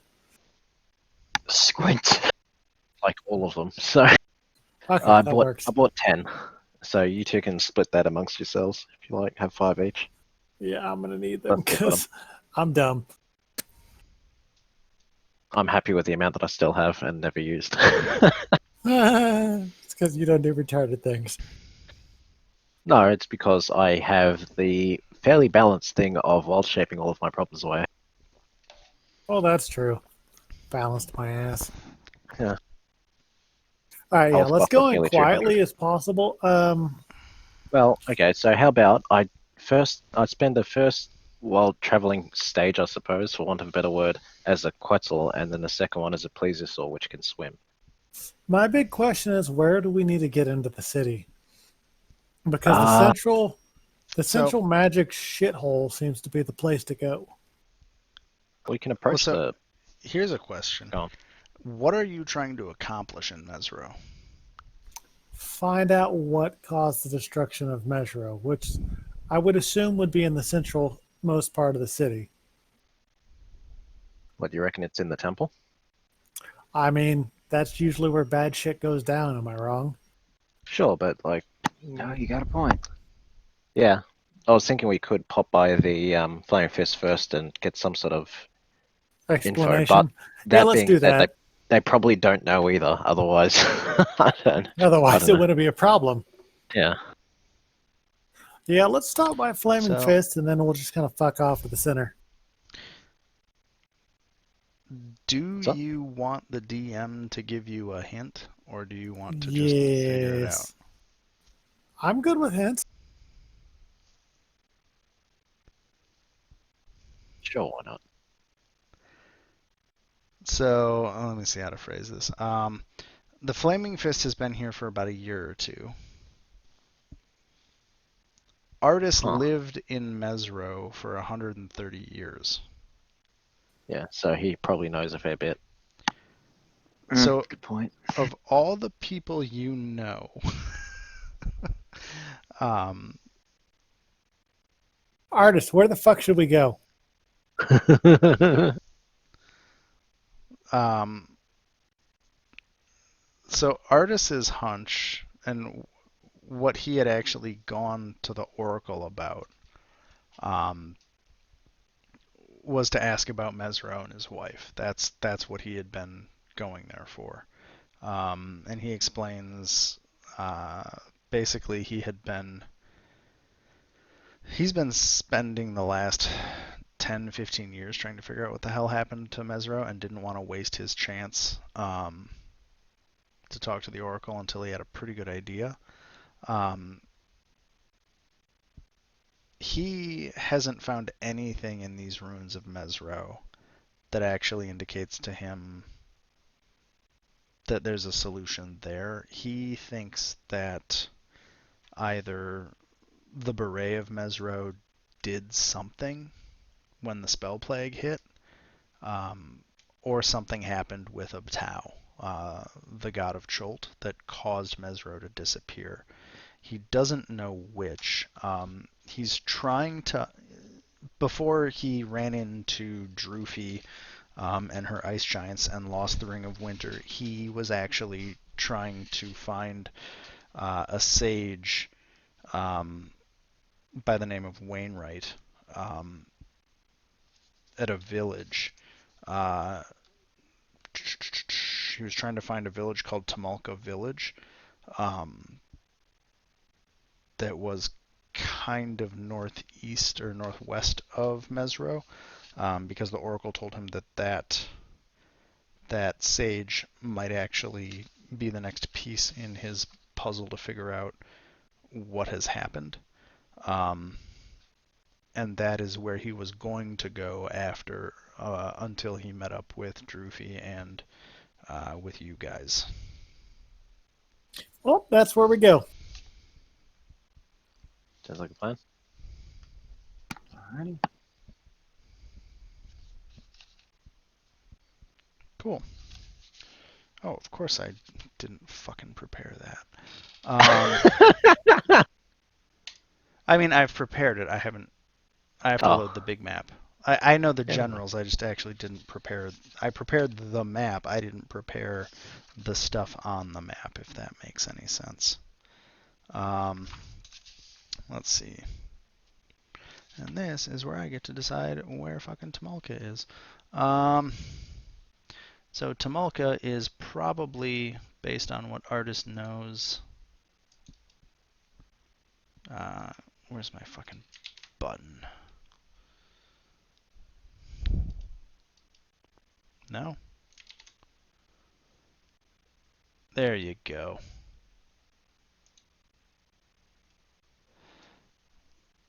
Is the map loading for anyone? Whoa. It's just grey for me at the moment. What just happened? Oh. Give me 1 second. I have to do a thing.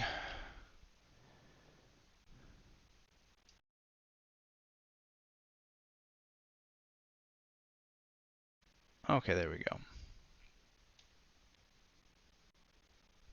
Let's see if this works. My map crashed. Fantastic. No, just on my client account, not on my main account. And I just didn't want to give the IP address on the video recording because I'm weird like that. No, I understand that because you get attacked.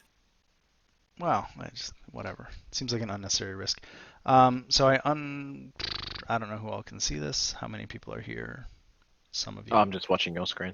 Okay, so basically, Tamalka Village is that X I just dropped on the map and uncovered a part of it. It looks like it's about a day and a half of Quetzalcoatlus flight, because I have to say words. So it's either about 2 days due north if you guys had headed straight there from talking to artists after the Merchant Prince camp. Well, I mean, it's 2 days either way, basically. Yep. Whichever way you guys do it. I just don't know which way you wanna go. If you want to go straight north, or if you want to go swing by Mesro and then turn north. Yeah, I think Artis probably knows what he's talking about with this, so he might as well head north if anyone is all good with that. I'm good. Cool. Let me then do some map revealage. Load. Yeah. Hot map clearance action.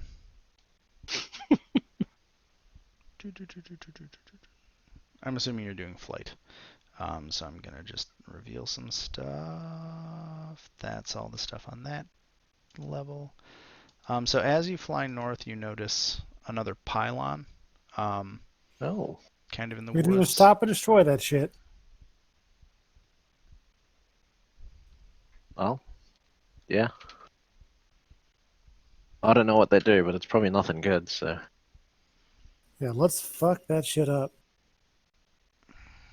Can we roll perception to see if anything's around? I mean, you can fly over it.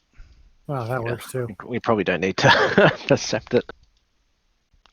Give me just 1 second, because of course I have one non-winter pylon map. Let me do a thing real quick.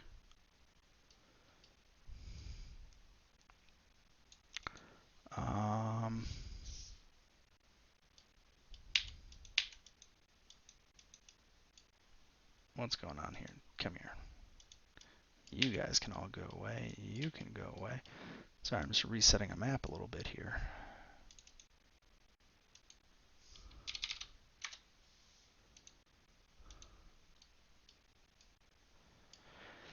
Oh, exciting content.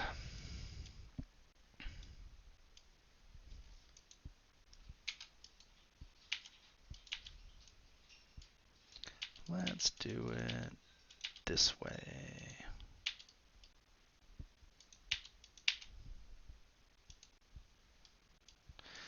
I will say, I love how easy it is to fix stuff in Foundry. This would have taken quite a while in Roll20. Okay, so are you guys flying towards it?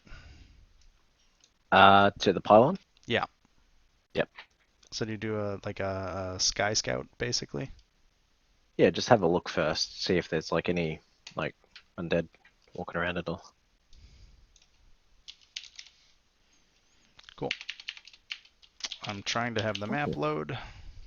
That's a familiar looking burb. Oh, sorry, that shouldn't be there. You were here last time. You know what I'm doing. Shut up. Yep. Exactly. I'm fixing the map. I'm resetting it on a copy, okay? There we go. So this, as you fly over, you see a variety of humanoid, bestial, and it looks like one dinosaur kind of milling about the pylon. And of course, I'm waiting for it to load Ooh. for all of you. And while I wait for it to load, the pylon itself looks identical.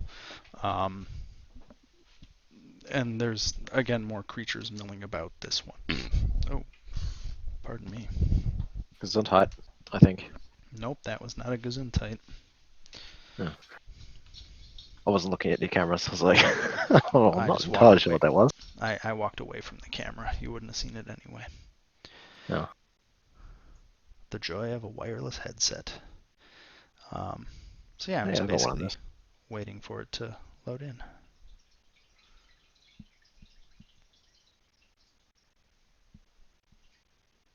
From a technical perspective, I just duplicated a map and created an entirely new suite of NPCs on it, so that's fucking cool. Nice. I love Foundry's capabilities. Is anybody else seeing the map yet? I see it. Only on your screen. Muricana, can you see it? Oh, crap. Sorry, a second. Okay. I'm gonna get some snacks. Yeah, Foundry closed on me. I'm a dumbass. Did you hit the X button? I hit the evil X button. Yeah, don't do that.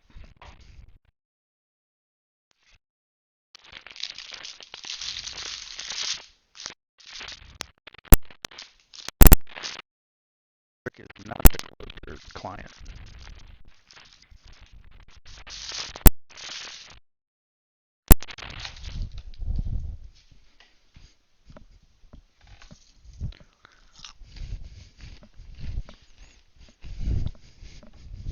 High quality recording. That's what we strive for here at Grimish Gaming.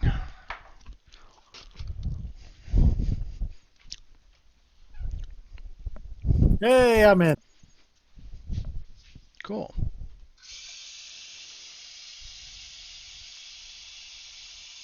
So apologies, I only have 2 pylon maps right now. One has winter, one is not winter. God This is the damn, the not body winter one. snatcher's here again. Fuck that thing. Yep. So What? you guys can see what's there to some degree. The question Yeah. is what you want to do. So oh god damn, it's a Oh, zombie Sarah can't dinosaur. talk because she's. Hmm. Well, first off, I'm gonna cast gun. You're just gonna shoot him. I Well, mean, no, I'm just going to get it ready. Like I literally have to cast he does gun make a to good get my point. gun We can ready. literally just circle from here and just bombard them for however long it takes to kill them from the air. I get the feeling that that would not go the way we expect it to go. Right, What? especially since, well, I only have 20 health in this form. So if they do have Also, any ranged attack, that'd be bad. I like I to mean- specify this is now an arcane firearm. Nothing here has ranged attacks. That you know of. I mean, if we're 140 feet off, the fuck are they gonna do? Grim? We don't know what those We don't pylons know. can do. I'm not Grim worried does about know what those pylons can do. I ain't worried shit about the pylons. I'm worried about the damn. The only Yeah, one yeah. here that worries me is the body snatcher. Were they body snatchers? I thought they just made you terrified. No, there's something special about them, and I don't like them. I haven't figured it out yet, but I don't like them. And fuck, It's there's wearing 2 a of them. deformed pelvis for a face. Yeah, I mean, That's all I need to know. I think it's a safe bet Actually- that we don't want to be spending too much time close to I him. am going to delete one. Sorry, I'm deleting one. There's one of the body snatchers, not 2. Yeah, I was about to say, I got the sense that they're solitary hunters of some variety. No more. I just made the quick DM decision that having 2 of those was Is maybe- OP as shit. Yeah.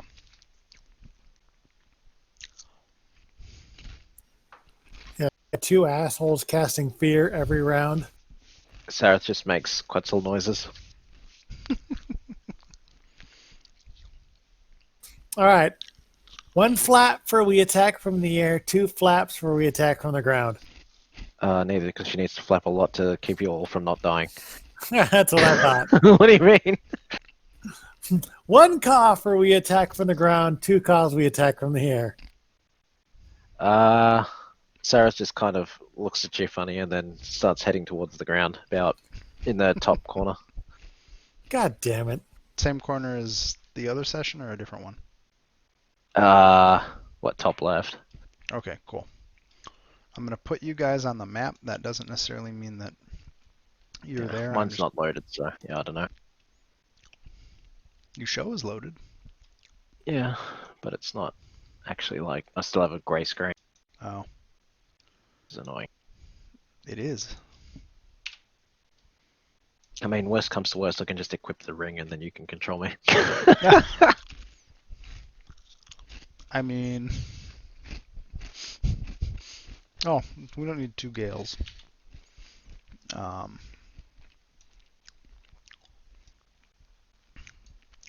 So I'm going to give the warning I gave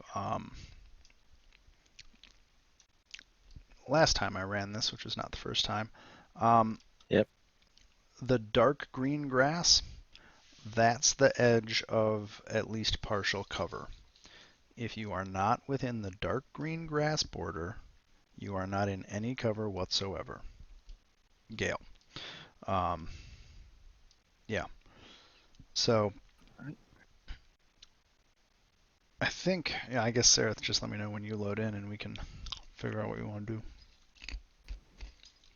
Like, it says to me that I've, well, as you say, loaded in, but I just, yeah, grey. Can't do shit. I guess I can link my attacks and stuff, so it's just movement, really, that I can't really Okay. see. Like, hang on, I'll see. I don't know if that... Did that appear on anything? Oh yeah, looks like it did. So I can still roll and stuff. That's fine. Oh, rolling from D&D Beyond? Yeah. Cool. Yeah, I can just move you. Cool. So you guys are slightly off screen. Um, how do you want to approach this? We could try for the stealthy approach, but I don't know if that would get us anything, and it burns a second level spell for no reason.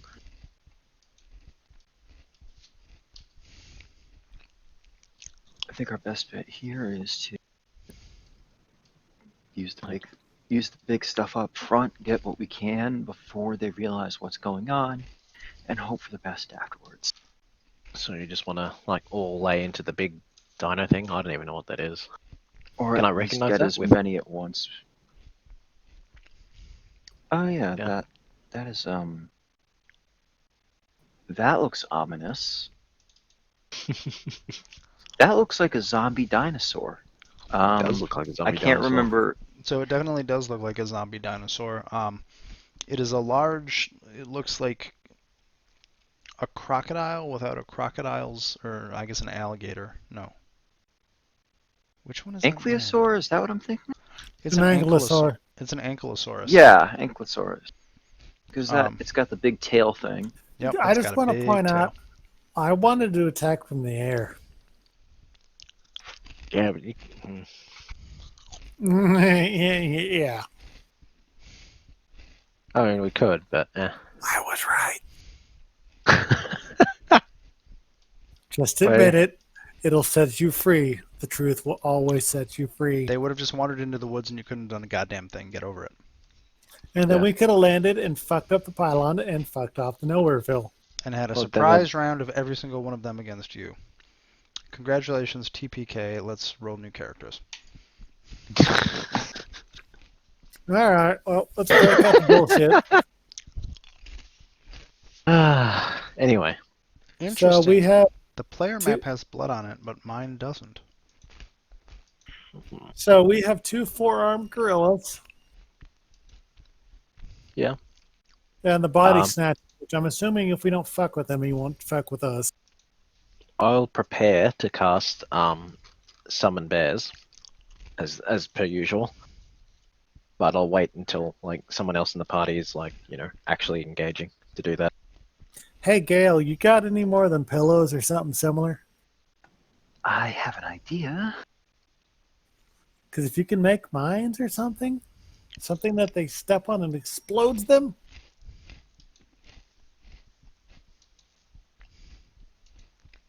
Hey, all the blood disappeared. Interestingly, when you copy a scene, it copies the blood.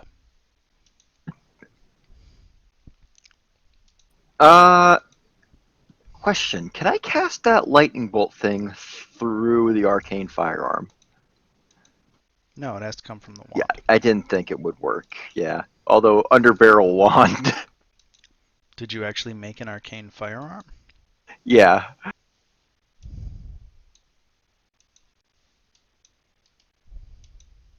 Okay. No, you can't underbarrel your wand. Darn. I call bullshit. He should underbarrel his wand. I'm gonna have to borrow that I'm gonna have to borrow a few props and some duct tape later on. I've got an idea. You can use half of that statue. There we go. Now the scene's But what I do have is a wand of lightning bolts with full 7 out of 7 charges that casts it at Hey, 3rd I've level loaded. to begin with. So, Thing. you know. Okay, See any more so how tokens? are you guys approaching this? Set Where's traps, engage, destroy. I mean, like actual answers only. Are you coming up the road? Are you going in the woods? What are you doing? Going in the woods. Yeah, I'd like to Anyway. hit it from the woods. Then put yourself where you want to be. As long as you are completely in the woods until you take an action, you are under the effect of stealth. Interesting. I got to be in front because I'm the bar dumbass. Well, not necessarily, because now I have 20 AC. Oh, that is true. Then maybe Gale should move his ass back. I can't see anyone else except for me, so I'll see me and the monsters. I should say. Weird. Gale's 3 squares closer to the monsters than you are. There you go. Now you're right next to me. And I don't see Zendala or anything. Yeah. Quite bizarre. It's because she's in the back touching herself to the thought of you. Oh Let's my get this God. over with. Fucking fight. Anyway. I'll just keep advancing in the forest, I guess. Close way to that dinosaur, about 40 feet. What else do I got? You ready to do this? Just reading the description of Disrupt Earth. Oh, it becomes difficult terrain, so it becomes harder to clear as well. Interesting.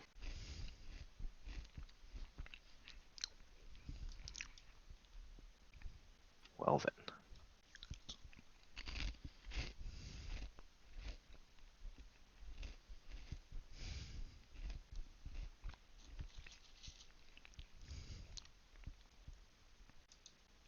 Alrighty, so I guess I'm going first then.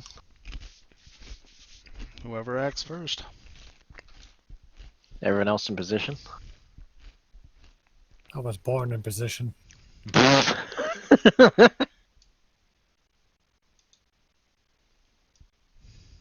actually just gonna traipse through the woods over to there. Oh, wait, where?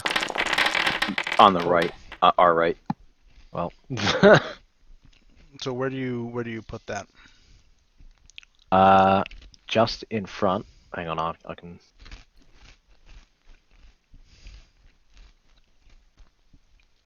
Is that? Yep. Bang. Okay. Creates what do you call it? You have erupted the earth. It creates difficult terrain for all of that. So if he tries to run through it, he can moves at half speed. Cool. You guys are also in difficult terrain, for what it's worth. You're Oh shit! There you go. in the jungle. So he has to make a dexterity save. Yep. Which is a dinosaur, so yeah. Nope. So he takes, let's see here, 32 damage. 32 damage? Okay. So he takes 32 damage. And we have entered combat. Oh, it's no active encounter for me. So I turned it off where I automatically roll initiative for everybody. So you'll have to roll your own initiative.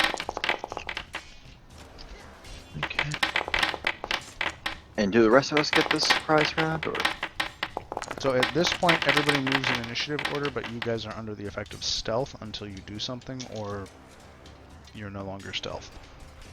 Well, except for Sareth, because she just casted a spell. Yeah. Well, roll your What is initiative. I did. I got Really? to 22. Yeah. Weird. Oh, there we go. Um, Oh, God.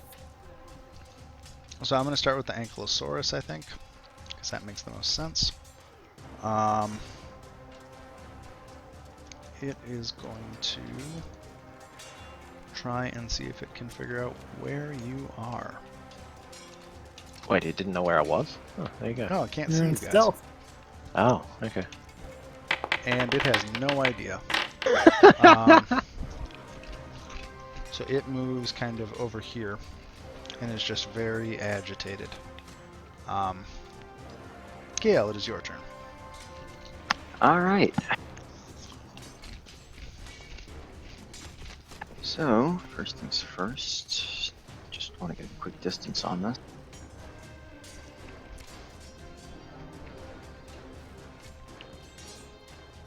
And we can see out of these ourselves and everything? I'm going to say yes. Okay, cool. Then I'm just going to take our 15 feet there and a good lineup It is.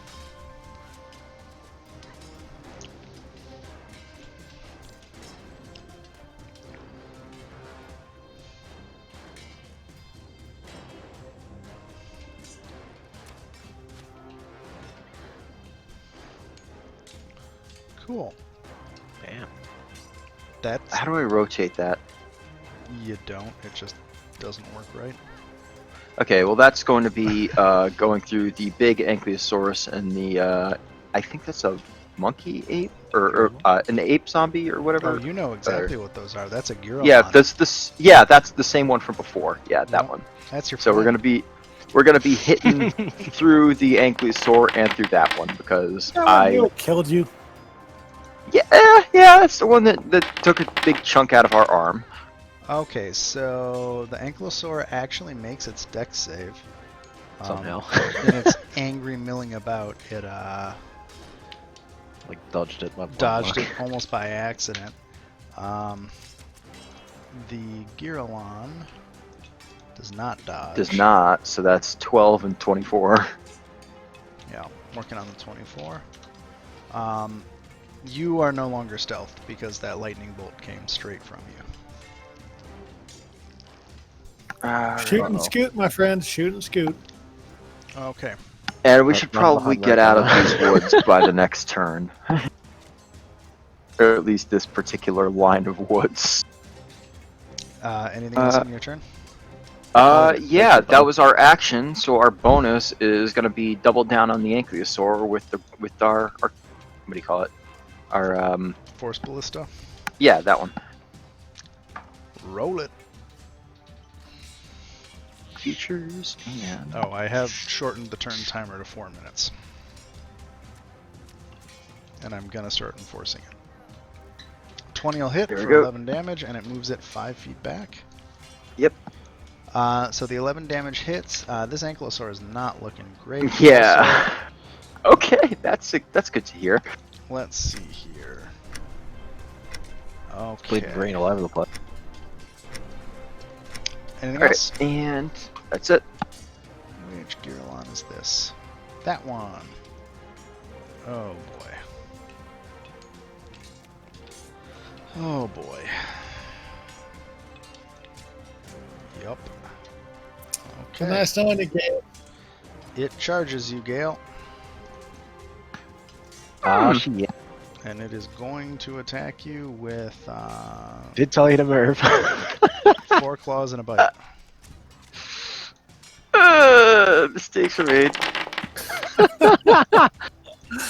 Remember when I wanted to buy you armor? Ooh! Oh, that's alright. Okay, so So where are we at here? Sorry, I just rolled them all. So what's your AC? our AC is 13, so we're only taking 13 of that. So the 20 hits and the 14 hits for 13. Okay, so you take 13 damage. As it's just Okay. like, the jungle itself actually protects you from the brunt of the onslaught as it charges in and mostly hits branches, trees, leaves, and what have you. That's gonna be a solid fuck. But we are still up. We So- are up and alive. I did not plan that, but it's so perfect. Muricana, it's your turn. Keep in mind you can only move half your normal movement speed through here. Fuck.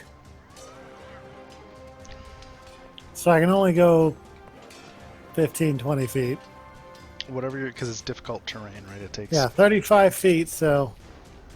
God damn it, Gale. Keeping the long tradition of Gale moving away from the party and towards the enemy. Yes. Well, it was parallel to the enemy, technically, ish. Alright, well, I'm going to attack the Ankylosaurus because there's ain't shit I can do in here. You could move towards scale, I guess. Well, we're fine. We'll be fine. Uh-huh.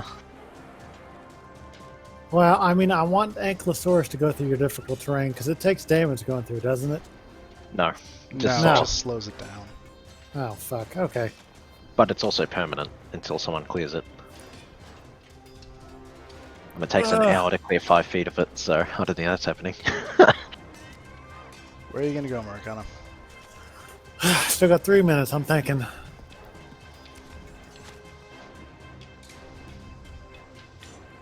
Keep in mind I'm gonna slowly reduce the turn timer as we go on. Also, who's after Muricana? Because I can't see the...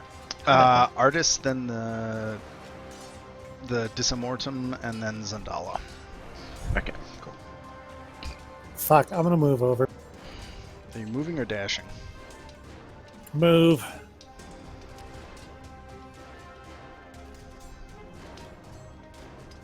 Of course, I gotta have the right thing selected. You know, if you don't select the measure and just click and drag, it'll show you the distance. Alright, so I can go 35 feet. So half that is... Or do we round up or down? You round down in D&D, so you go 15. Alright, so I'm gonna move there. I said the Ankylosaurus is looking bad. It's not looking good. Let's make him look worse. Okay.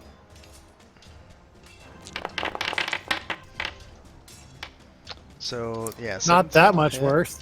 But yeah, it doesn't do a whole lot of damage.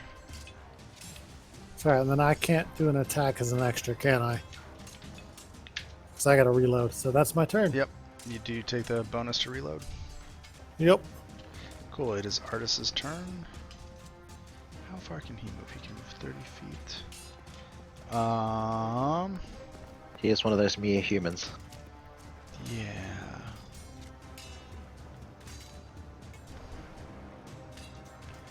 So Artis is going to...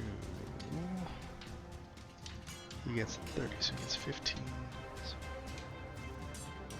He can just get there. So he's going to dash here. Then he is going to action surge and attack the Gearlon.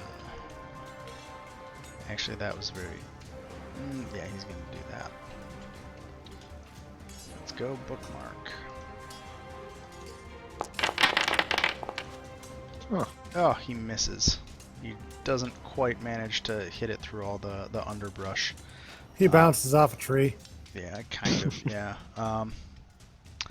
Now, it is my boy's turn. Uh-oh. 1, 2, 3, 4, 5, 6. It moves up here. The creepy creature with its head just kind of slowly swiveling and staring at all of you, and it walks forward to the edge of the wood. And it...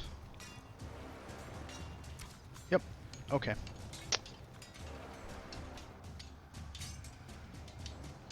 Let's see here. So I'm going to do it the correct way this time. Everybody needs to make a wisdom saving throw as it stares at you. Wait, aren't I still in stealth? You can see it. No. Oh, okay. The criteria is that you can see it. Oh, wisdom saving throw, did you say? Yes, wisdom. Fuck. I do have a +7. Like, come on. Do you want to roll for Zandala? Or do you want me to do it? I think you have to, I can't see her. Okay, We get paralyzed if we fail, don't we? I thought it was just fear. Yep, no, that's terrifying. So it's just me as an online boss. Yeah. Can I roll So a it's- hero die? What just happened? Oh, Hero die wouldn't save you, I don't think. That's a DC 15 and you rolled a 4. Fuck. yeah. So it's a... Why does it say DC 10? It's not a DC 10. Doesn't. Oh. Oh yeah, on the bottom. Yeah. I was reading the text. Yeah, it's a DC 15. I don't know why it says that. Okay, yeah, so everybody who is not... everybody who failed, which I think is everybody except Zandala and Sereth, you are frightened, of this creature. That means that you have disadvantage on all ability checks, ability checks and attack rolls while the source of fear is within sight, and you cannot willingly move closer to the source of fear. So, Jeepers. there you go. Well, Do we that roll makes on this it every next action time? really. Nope. You failed the save. Until it is dead or you cannot see it, you are afraid of it. Zendala's turn. Oh, and we're immune too, aren't we? So like we don't have to keep rolling for it. Well, me and Stella. Well, I mean, it's one of those you pass or you fail. Yep. Okay. Because if you pass, you're immune to it. If you fail, I that's would it. have Zendala do a rebuttal, and possibly in the form of fireball, where do you want the fireball to land? to hit the Ankylosaurus and the dude with the mask. Do you want her to move at all? I wanted to move back, like get away from the fight a bit. Okay. Fireball has a range of plenty. So Yeah, lots. It doesn't matter. It has a range of lots. 150 technically. Okay, so she will cast the fireball. I'm gonna roll it. Third level spot. Yeah, blah blah blah. Yeah, blah blah. Yeah, blah, blah. There we go. There's the fireball. Let's see here. Rip. Even with a shit damage roll, it still does a lot. Right? So this guy is going to roll a dex save. Attributes. Dex. Formal. Attributes. Dex. So let's see. So the Dismortem saves. The Ankylosaurus erupts in a splash of fire and gibbets and is dead.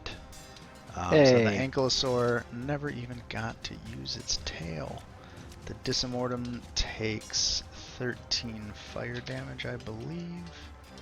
Nope, it doesn't get 13 hit points. God damn it. Okay. I would hope he doesn't heal off fire. That'd suck. He didn't look like a That's fire scary. elemental. Let me just check his... Okay, cool. So that's her move and her act. Do you want her to bonus act? I don't think she can. I don't know what, if any, bonus act she has, so I'm going to say no. And I'll move to the Yeah, next she's turn. a sorceress, she doesn't. Yeah. Uh, Yeah, the only thing she can bonus is like Misty Step. yeah, I think. well, she has sorcerer points, but nobody ever remembers sorcerer points, so that's cool. And the fireball goes away, because it's a fireball. It is now Sareth's turn. Hey, okay, well. Gale seems to have a problem, right? To some degree. Oh. So we're going to...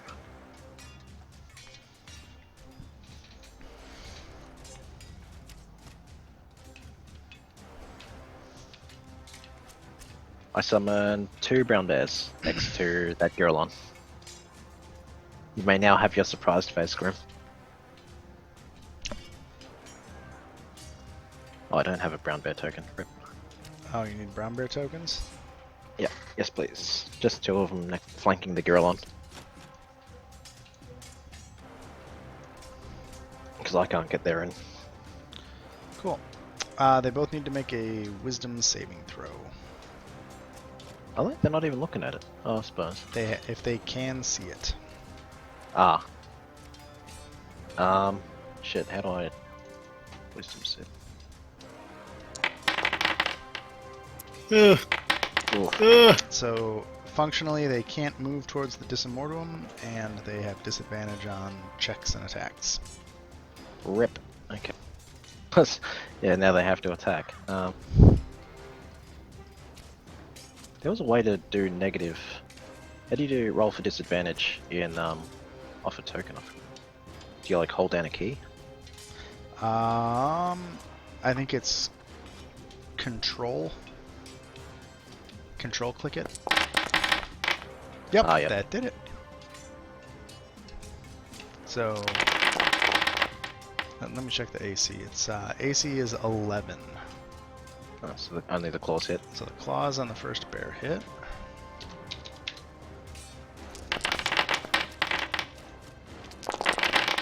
I would have hit it heaps. This is normal. Oh, Okay, cool. rip. Oh, they were there for a meat shield, if anything else, so.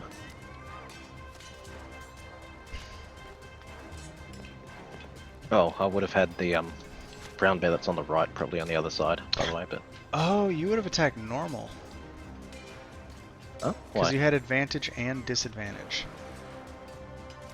Oh, because they're Reroll. flanking, right. Yeah. Sorry. Nah. You want to So you want me to just. re-roll yeah. the ones that didn't hit. So that'd be for the second bear, that'd be both of them, I think.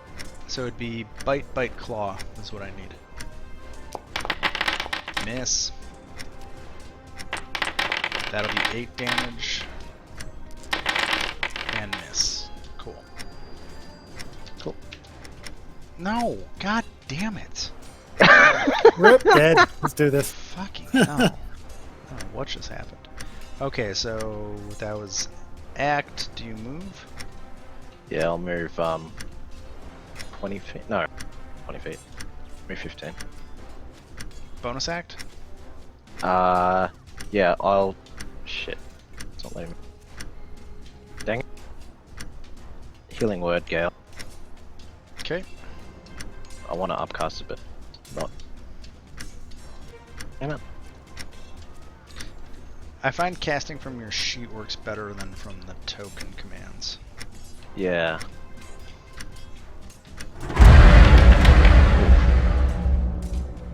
Well, that's what you get, Gale. Well, that Sorry. works. Rolled a 1. Well, 7's better than not 7.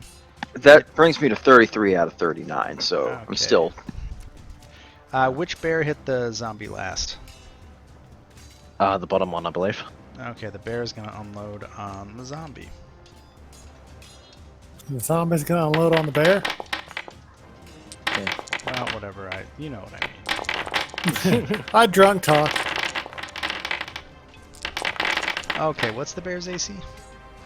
Bear's AC is 11. Okay, so Ugh. let's total this up. 18 is 5. That'll hit. Words.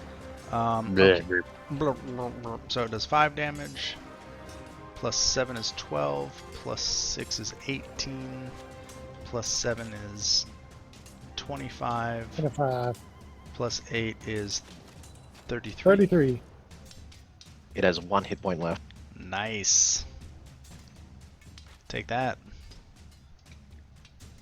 Not Barrington. Gale's turn. I mean, at least it's not Gale taking that 33 damage. I'm playing it as it attacks the last thing that attacked it. Yeah, Successfully. All right. No, well, that's what they're there for. I'm trying to buy time Fuck for Gale to yeah. get away. Gale's Well, not you- gonna get away. you Well, see kill this. You see this path right here that conveniently intersects all 3 of the baddies still alive? That's a pretty nice path. Yeah, that is rather convenient and better than what I was expecting. Anyway, Am I making a Boom. bunch of dex saves? I mean, you did give him that one of lightning, so. the question is, how many charges do I want to use in this? Because do I want to make sure that it's well and truly dead? All You of can them. only use one charge a turn. No, it doesn't it let you use multiple charges in one attack to upcast it. No. I thought, does it not? I'm gonna say no. We can look it up later, but I'm saying no right now. All right. I thought we did that right. Anyway, yeah, that'll work. Let's Because just usually roll magic with it. items have a spell at a certain level stored in them, and you use Yeah. charges to expend the spell at that, however it was made. Anyway, okay, let me start doing some dex saves. Dex save 1. Dex save 2. Dex save 3. So let's see here. So it's a DC 15. All They of all them fail. Okay. So the gear. I love how it All gives of me them. the red of a fail when it's just the last 2 that rolled ones and the rest total to 24. Oh well. So you sizzle all of them. None of them are dead, but you definitely sizzled all 3 of them with that shot. a nice shot. Yeah, and then we're going to shoot the Skurrilon. Or actually, real quick.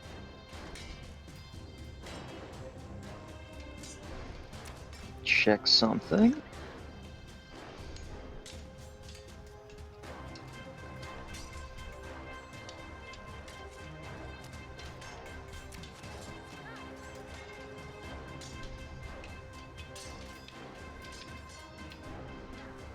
So while he's checking that, I'm just going to say my goal is to slowly, kind of each session, slowly reduce the timer until we get down to about 2 minutes a turn.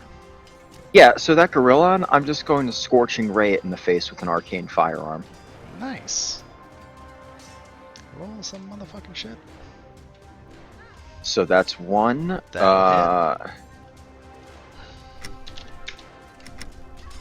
This is 2, and this is the 3.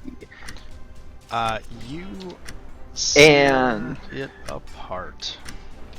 Okay, well I don't even need to roll the Arcane Firearm bits. Yep, it is well and dead. Fuck you! You know, I would be jealous, but I also realize that you're a goddamn glass cannon. Yeah, huh? It is Muricana's turn. So I am going to. I would like to rage. Do you want to think about that for 2 seconds?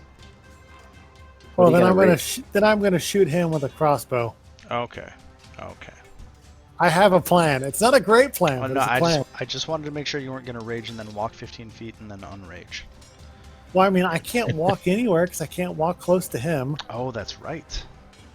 I'm playing by the rules. Yeah, that's right. There's only 2 people that can. When I remember to use monster abilities, it's fantastic. And I shot that dude in the face to dismortem. Yep, you hit him for 3 damage. Oh, and then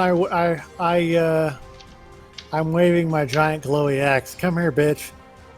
You can't wave your glowy axe while you're holding a heavy crossbow, dumbass. By the way, Krim, that's my new favorite weapon ever in D&D is my glowy axe. I'm You have glad to call it you were that, sir. satisfied. I don't know why I'm so happy about that. I don't know if it's the alcohol, but I'm really happy to have a glowy axe. Okay. It's Artis's turn. He is going to... Oh, you have to... So next time roll at disadvantage. Oh yeah, because he's Yeah. Oh, damn it. Yeah. I'm going to give it to you because I just don't want to deal with it right now. And you did 3 damage because it is resistant to piercing damage. Fuck that thing.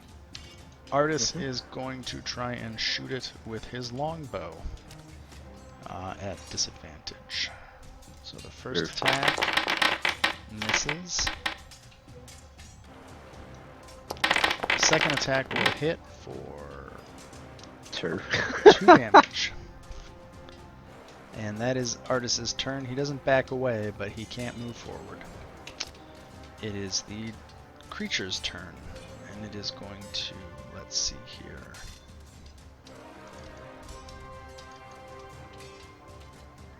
Okay, it's not the smartest. 1, 2, 3, 4. It's going to come over here, and it is going to attack the brown bear. No, bearing time. What happens if I roll multi-attack? I'll be right back, guys. I got something at the front door. Somebody ordered a pizza. Asshole. I think that killed it. Yep. Rip. You have to use all your movement at once, right? Or can you move, attack, move? You can move, attack, move. That's right. Yeah, you can move, attack, move. Yeah. Otherwise, flyby would be useless. And he can just make it to the next bear. Rip. So he gets 2 more claw attacks. Oh no! That's the first. Shit. I Yeah. love this creature. Oh my goodness. Man, It if that was just, Gal, Gal would be fucking dead. it just destroyed your bear. And it Rip. turns to look at Yale. And it is Zendala's turn. Oh no! Oh, that's horrifying. Did I somehow skip the other Giralon? I think so. Because it doesn't know how to go this whole time. Well, it can only get to about here. But it totally charges into the woods. Yeah, it's probably sick of getting shot by lightning. Yeah. So it's Zendala's turn. Shoot. Well, I guess what's the range on Firebolt? Firebolt? Yeah, I think she has a cantrip. Yeah, Firebolt That, is 120 feet. Oh yeah, so yeah, it should be fine. Yeah, I guess she just chucks it at the Dissy what? Actually, no, she has chromatic orb too from memory, doesn't she? Yes, she does. So just so you know, she has 3rd level Fly, Fireball, Dispel Magic, 2nd level Invisibility, Misty Step, 1st level Chromatic Orb, Featherfall, and Acid Splash, Firebolt, Light Mage Hand, and Ray of Frost as cantrips. Yeah, so pretty much all evocation centric spammy blast stuff. Sure. Gotcha. Fly isn't going to be super useful to her right now. I would, yeah, go chromatic orb. What damage? You can choose Acid, Cold, Fire, Lightning, Poison, or Thunder. I think fire. Okay, Fire. She's going to make a ranged attack against the Disimortum. At 1st level, or you upcast it? Well, upcast it to 2, I think. If it is a 1st level spell, I think it is. Yeah, you can upcast it to 2. Okay. She'll hit for 18 damage. Ooh. And it looks like that has started to... You guys have started to put some damage on the Disimortum. Does she move? Nah, she's safe there, I think, so might as well leave her there. Cool. Sarah, your turn. Alrighty, well. That Dismortem looks like it's gonna unload the pain on Gale any minute. Shoot, okay. I can move 15 feet, right, can't I? Yeah, So I whatever, can do it's like 35 half your normal. movement. Yeah, but it rounds down because I can't do half a square.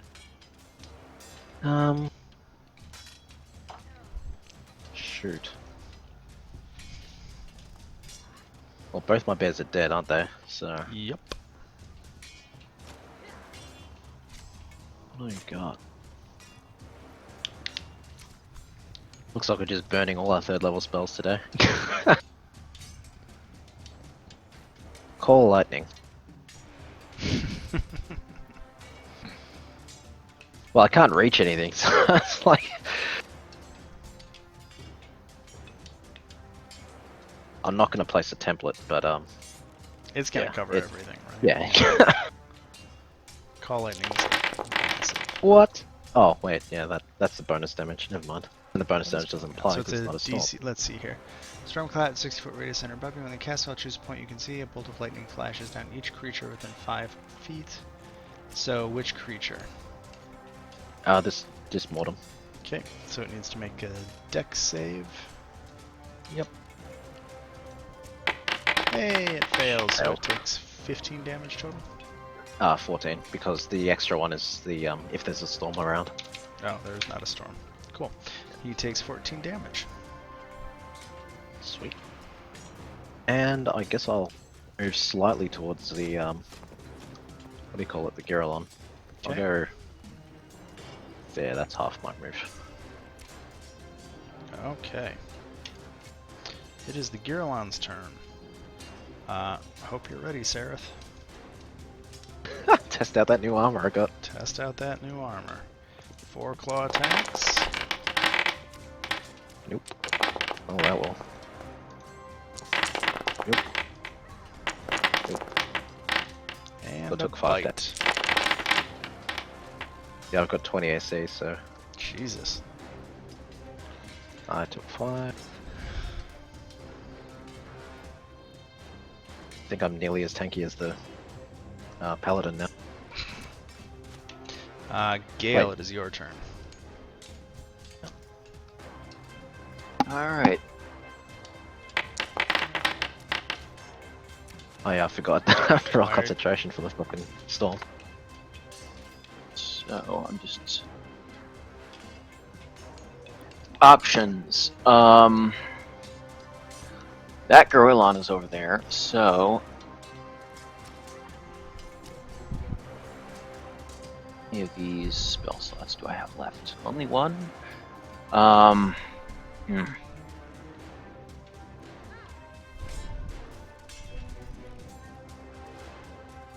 I'm gonna save that for now and hit the hit Mr. Bones with a lightning bolt.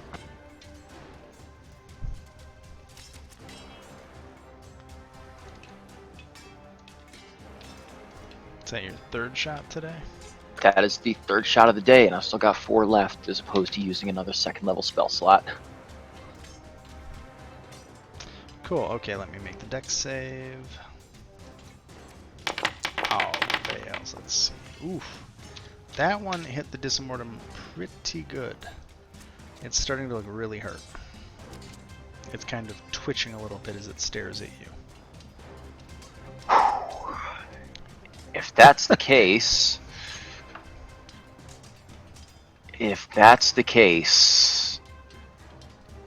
That is the case. It might be. Overruled, Your Honor. can I not? Are you not letting me click this? What the fuck?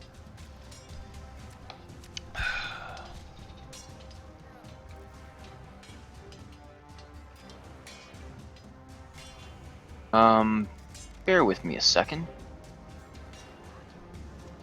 There we go. Okay, cool. Yeah, in that case, I will main action Scorching Ray it, because fuck it. Looks like an excuse.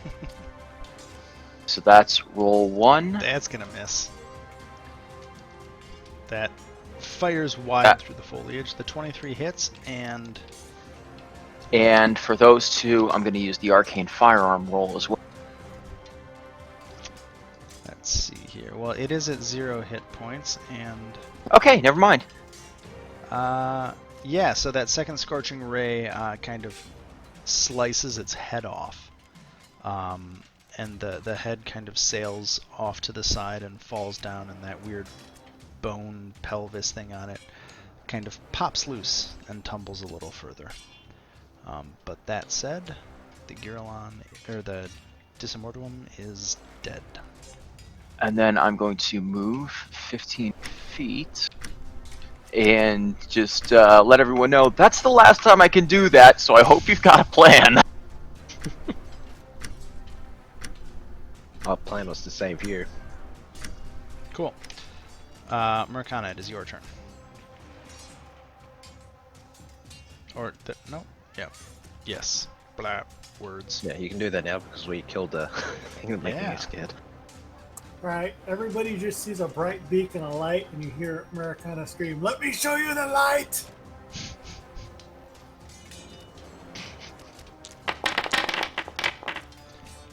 And that does it. Your first swing of that great axe just rends through the rotted corpse of this Girillon and destroys it. And that is the end of that combat. Huzzah! And I think that is also where I'm going to technically end the session because it's 12:31 a.m. So we'll pick up with what you guys do next from here. But thanks, guys. Rip 2 pylons.